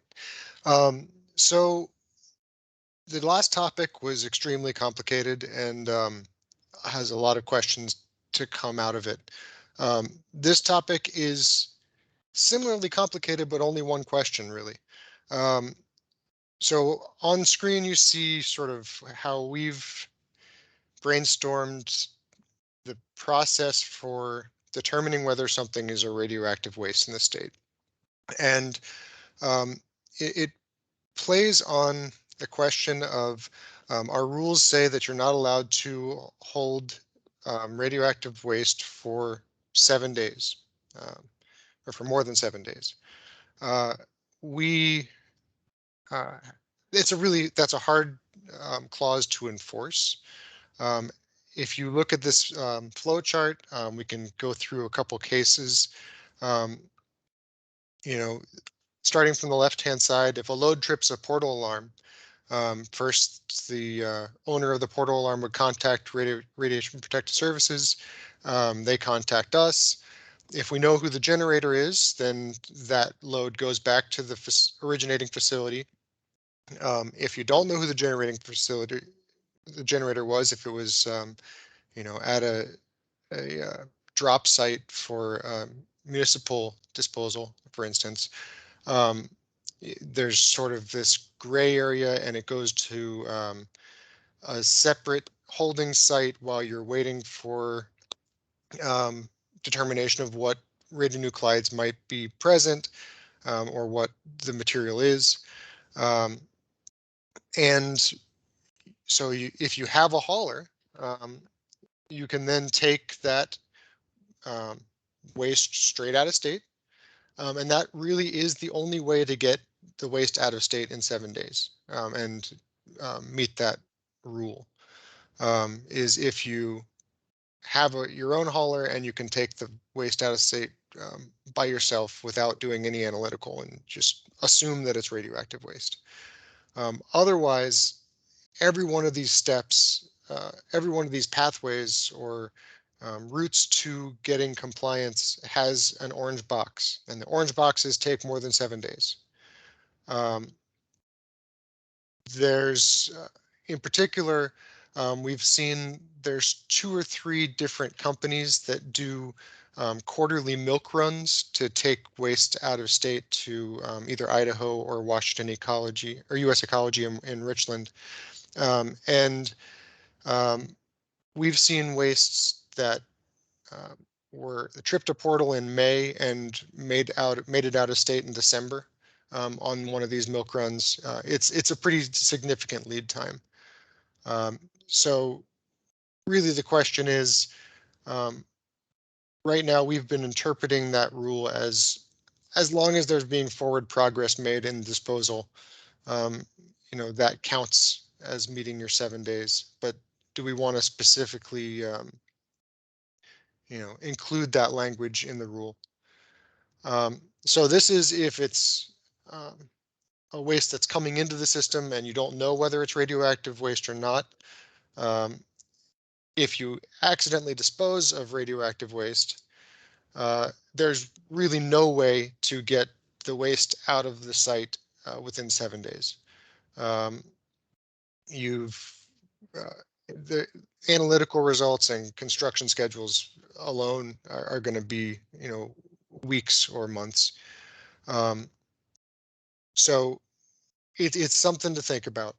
The 7-day rule might be unachievable. And so real quick, you all have these materials, and it's a relatively complex flow chart, so I'm not going to go through every path, but I'll answer any questions. But the last slide is really just, these are the only ways you can get waste out of state in 7 days. And that's if you have your own hauler and you want to dispose it out of state, or if through generator knowledge, say it's a Magthor metal and has the ratios written on it, and you know what type of Magthor it is, and it's small enough amount that it qualifies for a quantity exemption. So then that wouldn't be radioactive waste, and that you'd be able to make that determination within 7 days. But other than that, it's a pretty heavy, unachievable lift to get material out of state or characterized to be out of state within 7 days. So really quick, just run through of those flow charts, and would open it up to any discussion or questions on the process.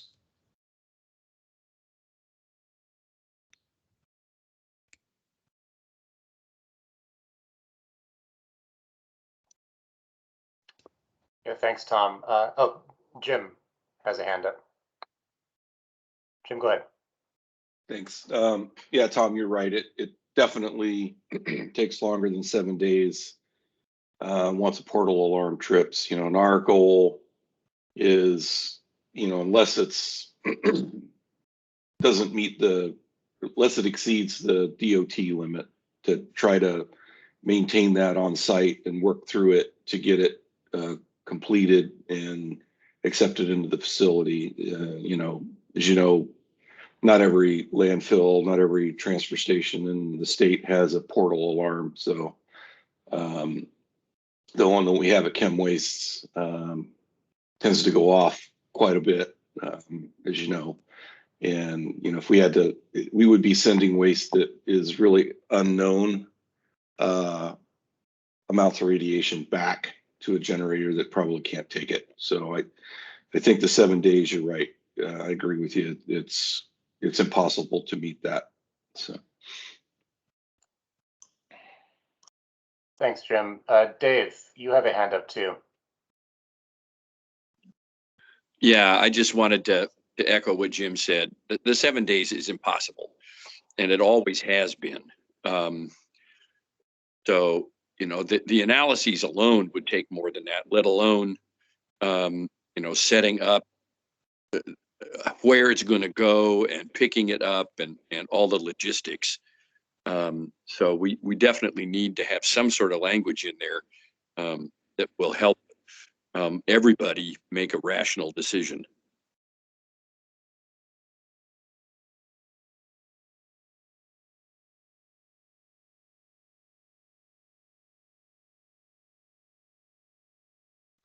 This is Hillary from OHA. One of the other issues is a lot of times these will come from private citizens, and they generally don't have the resources to pay for lab analysis and disposal, because these can run, generally a lot of these disposals start around $5,000.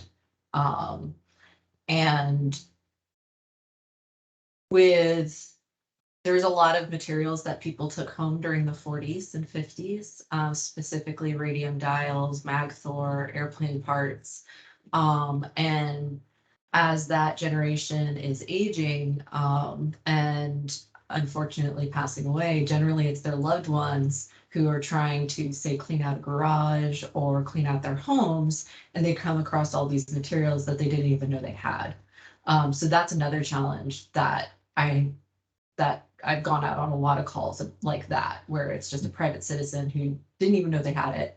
And now we're sticking them with a $5,000 to $10,000 bill to dispose of it. And then expecting them to be able to get rid of it in 7 days is also really difficult.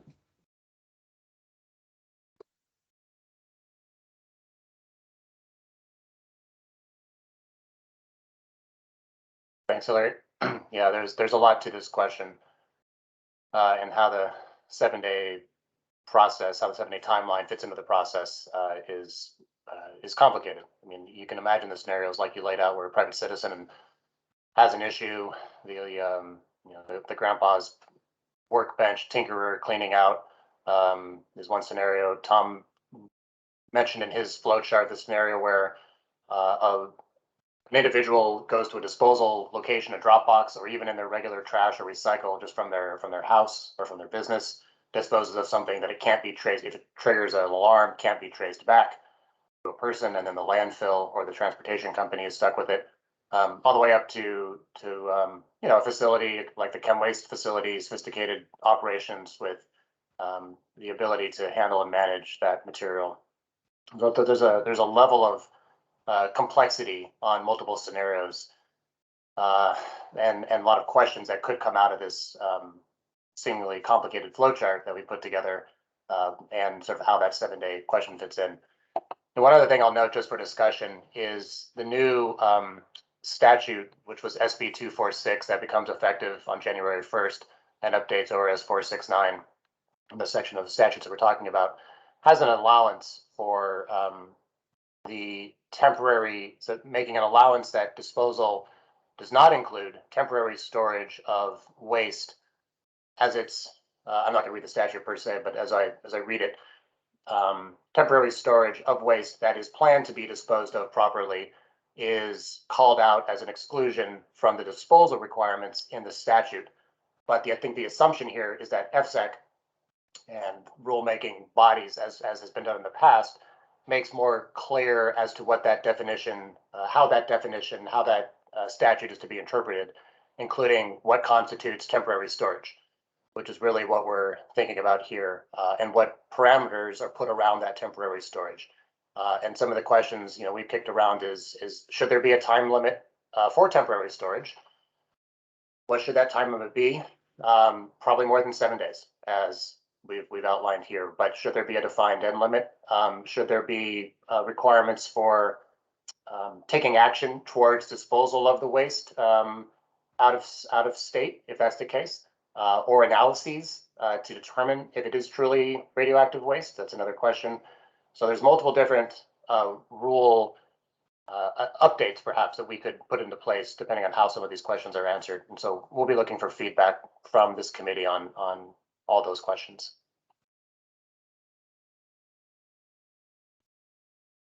Any thoughts from the group right now on, just sort of off the top of your head, how this could be implemented and what the definition of temporary storage could be or should be, and what goes with that?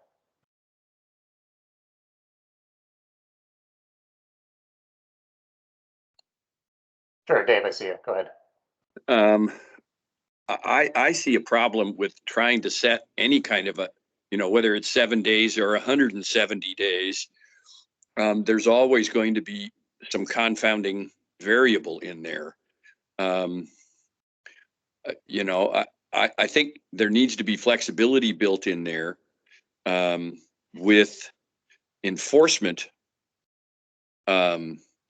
authority given to the department on behalf of the council if reasonable progress isn't being made. You don't want something sitting there for 2 years, but I think placing any kind of a strict deadline on it, is still trying to measure a whole lot of things with the same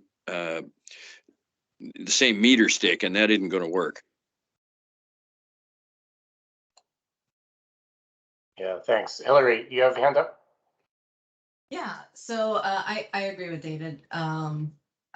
Essentially what we do for our licensees is if, let's say they had an incident, depending on the nature of the incident, there's a lot of reporting requirements that they have to do. And I think that would be a good way to go about this sort of thing. So if it's a certain thing, they have to report it to us immediately. If it's another one that's less risk to health and safety, then they have like a week or so to reach out to us. And within those rules, we also have like, okay, so like you reported to us now, like what are your mitigating factors and what are you going to do to correct this to make sure it doesn't happen in the future?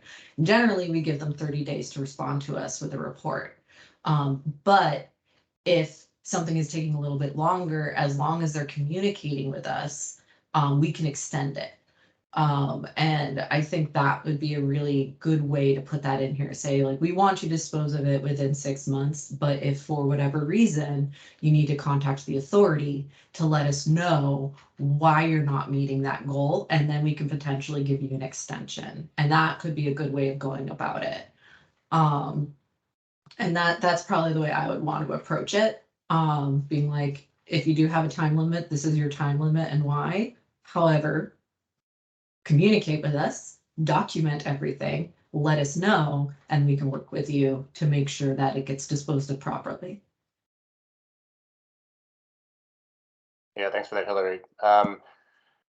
As is noted on the slide that's shown on the screen right now, and just to reiterate what Tom said, there are incidents where the material, the waste, well, if it triggers a portal alarm, a radiation detection portal alarm, it may not necessarily be defined as radioactive waste by state rules and regulations and banned in the state for disposal, but it does trigger an assessment process, potentially. And that assessment process itself may take a while, sort of the upper part of this slide here, sending a sample to the lab, looking at the lab results, and the lab results it may take a while to get the lab's assessment done. And then if it's determined that the material could be subject to a pathway assessment for allowable disposal in the state, perform that work. That takes more time as well. And all the while, the material would be sitting at a location. And we want to make sure that it's sitting in a safe location, obviously, and that it won't be unnecessarily moved around or contaminate the environment or people until we understand what the material all is and what it constitutes. And there might be situations as well, likewise, where the analyses, an organization that has material that triggers an alarm doesn't want to go through that process. They simply want to send it out of state for disposal and not deal with the lab assessment and potential pathway review. And they simply want to send it out of state for convenience, and that's fine too. But even in that same circumstance, the bottom of the slide notes here, there's only so many organizations and companies that take radioactive material for transport to the licensed facilities that are out of Oregon, typically Idaho or Washington State. Anyway, any other comments or questions on this topic here for debate?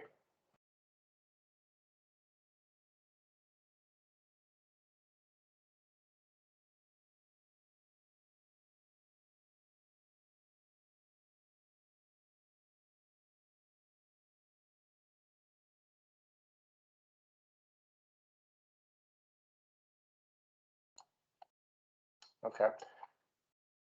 Well, not hearing much on this topic, that's okay. There's a lot here to understand and digest, and as we mentioned throughout today, this certainly isn't the only opportunity to provide comments or thoughts on this particular item, this issue, or the other items we've talked about this morning. There will be many other opportunities to think about draft rule language and what the options should be for meeting our obligations for safe management of material, making sure it's properly disposed of, characterized, etc. Jeff, Tom, Chris, anything else to discuss right now, to bring up?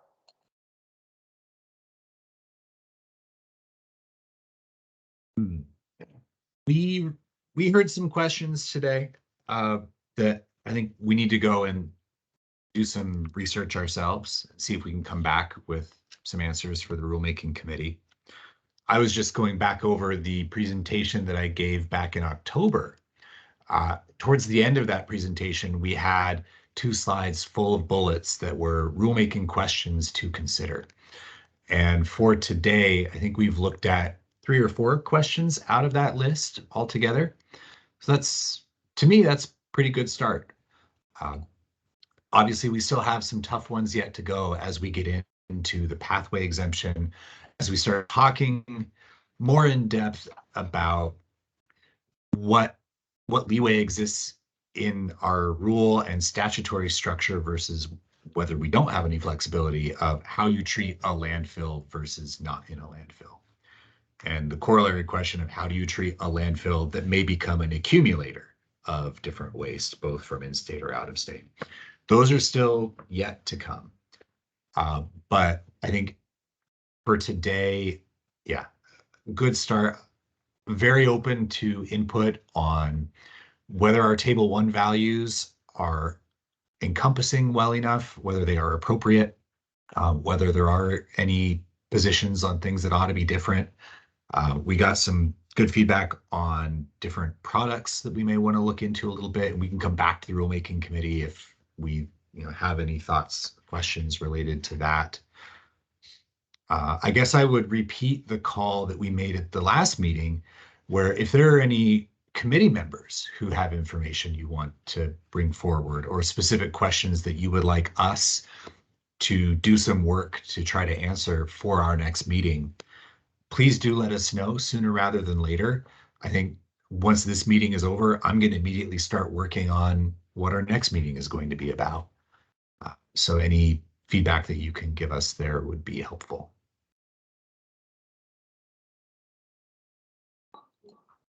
And I would just add, we have been back and forth in the office about how to handle landfills versus are we managing the waste or are we managing the disposal of the waste?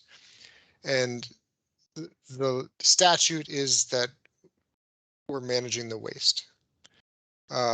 And it becomes a very slippery slope when you take credit for disposal, because we don't have any way to regulate that in the state. If you regulate the disposal of waste that would be radioactive if land spread, then you're sort of making a de facto radioactive disposal facility. And there might be a way to clarify enough in the rule and make it, really clear, but it's a very razor's edge to walk there.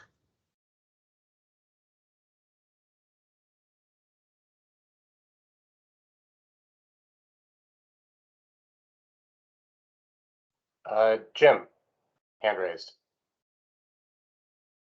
Yeah, I guess I agree with you guys, but I think we have to look at reality. The reality is materials are being generated in Oregon every day that could possibly be radioactive and not pass the pathway exemption. We should be able to manage those safely in a landfill. The notion that well, I guess I'll just leave it at that. There is another method to the madness, I guess. And I hesitate a bit to bring this up, but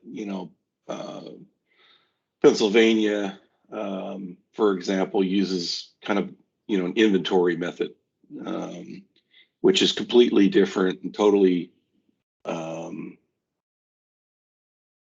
It's really totally different than what we're envisioning here. I don't know if you guys, if the state's open to looking at that. I don't know if you think it would confuse things to the point where we're already kind of confused or make us more confused, but certainly open to giving you some thoughts on the quote unquote inventory method, I guess. Well, Jim, I would offer up that I don't know much of anything about that. And I don't know much about Pennsylvania, but we do have, I believe, Andy Lombardo, who sounds like he has some experience from working in Pennsylvania, and Jim, perhaps you do too by bringing it up. And we're open. I mean, this forum is for bringing all ideas and all considerations to bear and bringing them up for discussion and for contemplation. So if that's something you'd like to either present on or maybe share some information with the group, or even at the next RAC meeting or a future RAC meeting, give a specific discussion about it, but we're open for that. Okay, great. Yeah, I think Andy and several others, have a lot of experience with it. It seems it's changed over time in Pennsylvania to something that's a little more realistic. But we can definitely come up with something for you guys to take a look at. Just let us know, kind of, I guess on the next steps, just for logistics, our plan will be to digest this meeting, send out a poll request for when the next meeting should occur. Expect the same 4 to 6 week time period between meetings. So we'll probably look at towards the end of January. And so we can be in touch about that, Jim, about a specific discussion point. We try and track other states' processes for handling, managing TNORM the best we can. But with 49 other states, it's, we're a small group, and so we only have so much knowledge about other states' operations. Hillary, what's on your mind? Yeah, so I have some good contacts out in Pennsylvania that I can reach out to. Their radiation control program is huge, because they have a lot of experience with rad waste cleanup, just like all the disposal. So they're a really good resource. So I can reach out to a couple of my colleagues and kind of get more information about the inventory style. And I think for our department, really what we need is that clarity for that gray area in between, and that's what we're working on. So that's what we're hoping to get most out of this, is the stuff that falls in that not licensable category, but isn't exempt from the pathway.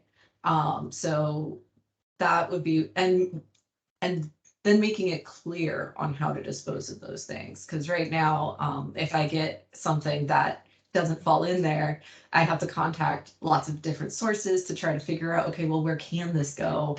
And how can I help this person out so that we do dispose of it correctly? So getting that gray area cleared up would be, and clear guidelines on how to do that would be very, very helpful. Clarity in government regulation is a good goal. I know, I asked for the best. Okay. Andy, you're up. Yeah, just to dovetail on Hillary's comments, I consulted to the state of Pennsylvania for years as they developed their solid waste regs. It started off as a regulation to require monitoring for radioactivity at all solid waste facilities. And it evolved because they were faced with all the issues we've discussed today. As they started to track alarms, they learned the different categories, and they eventually developed a policy to address each, the norm, the medical waste, and how to reject across the board for licensed material and food scrap material. So yeah, I could do a small presentation on the path that they followed and where they're at. It may give, some light to our discussion.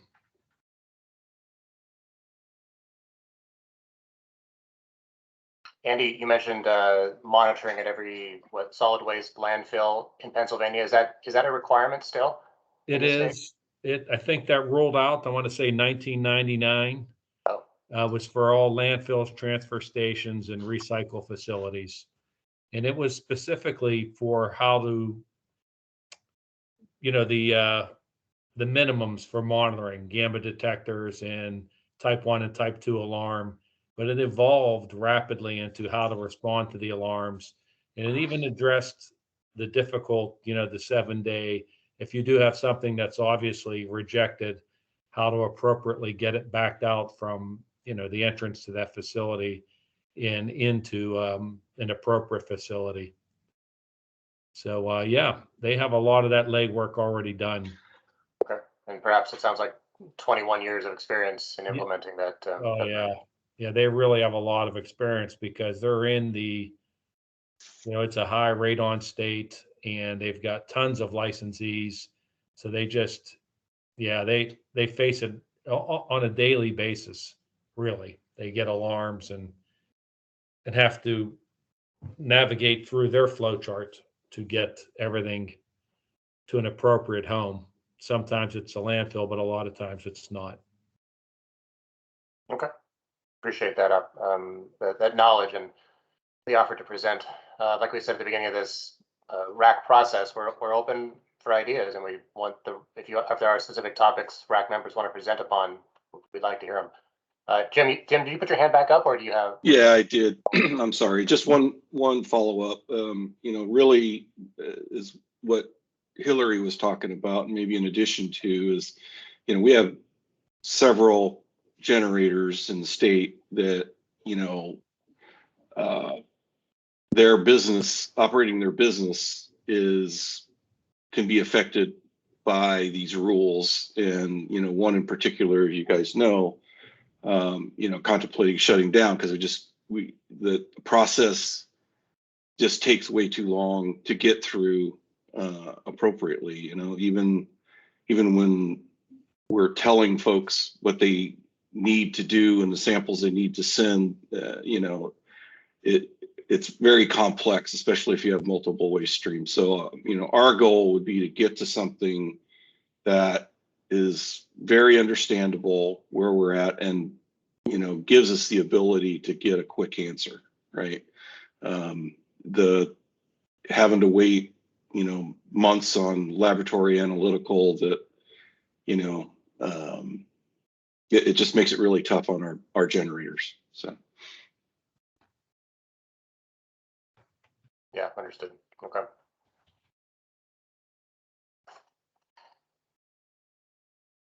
Anyone else? Something to bring up for the discussion here? If not, Chris, you have some thoughts on logistics? Oh, before we get into that, Dave, you pop hand raised. Go ahead. I think one of the things I'd like to put on the table,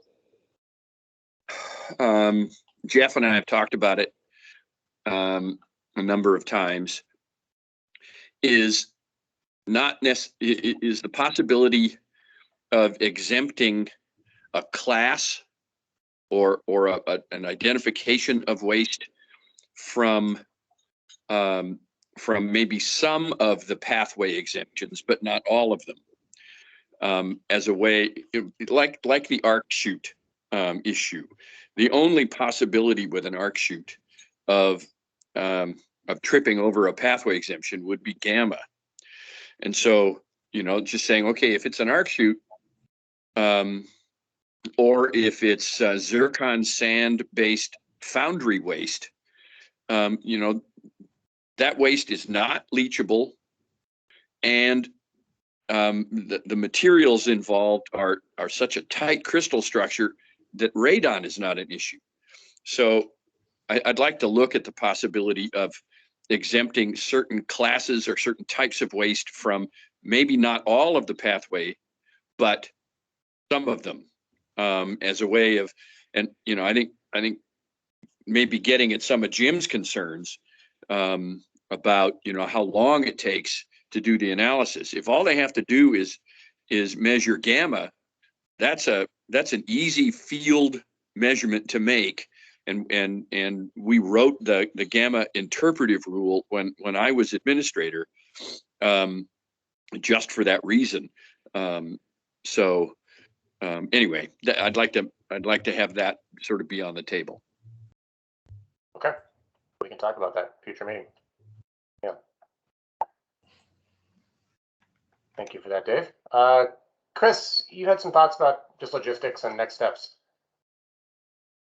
Yeah, thanks, Max. Yeah, I just wanted to, well, first, thanks everybody for the great conversation today. I am mostly just listening in on these, but I thought I was fascinated and I certainly learned a lot.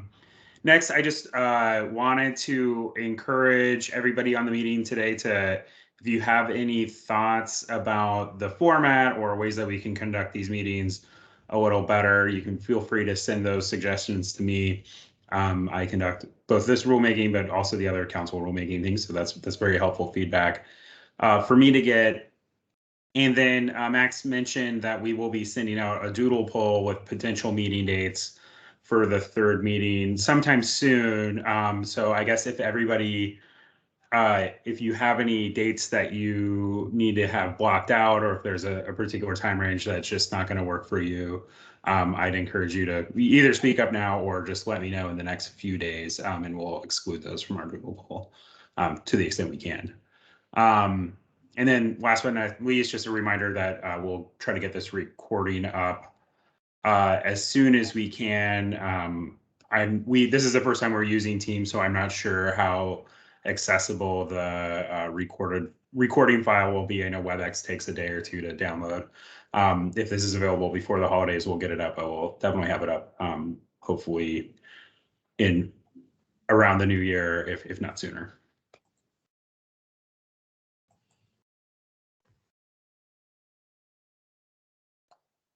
All right. Thank you, Chris. Anything else before we sign off here? Doesn't look like it. Thank you, everybody, for participating today, for coming to Monday morning meeting on a holiday week. Really appreciate it. Great conversation today. We, as Chris mentioned, will be in touch with both summary from this meeting and a poll for getting the next meeting scheduled. Jim and Andy, I think we'll be in touch about coordinating if there's a presentation that you'd like to give to the group on the Pennsylvania experience, whatever we're going to call it there. That would be good. And as we mentioned, the first RAC meeting, any other parties who want to present on a specific issue or topic, let's talk about that as well. And Dave, I heard you around the sort of an idea around pathway processes, only certain tests for certain materials. That's another topic we can discuss at a later meeting. And as Jeff mentioned, in our minds for the RAC schedule, we had at least one, maybe two meetings, probably two, to discuss the pathway process in general. It's detailed. There's a lot to it. The rule set itself has some. It's just a complicated rule set to get through, and so I think that that plan for the meeting schedule has always, in our mind, included one or two meetings just to talk about the pathway process anyway. This is Dave. I just want to make sure that if we're going to have a presentation on the Pennsylvania experience, that Hillary's contacts in Pennsylvania get included in that. Seems reasonable. Hillary's giving us a thumbs up. Okay. We'll coordinate on that. All right. Well, thank you everybody again for the participation today, and happy holidays, and we'll be in touch. Have a great holiday. All right. Thanks all. Be safe. Bye. Bye now. Happy holidays, everyone. Thank you.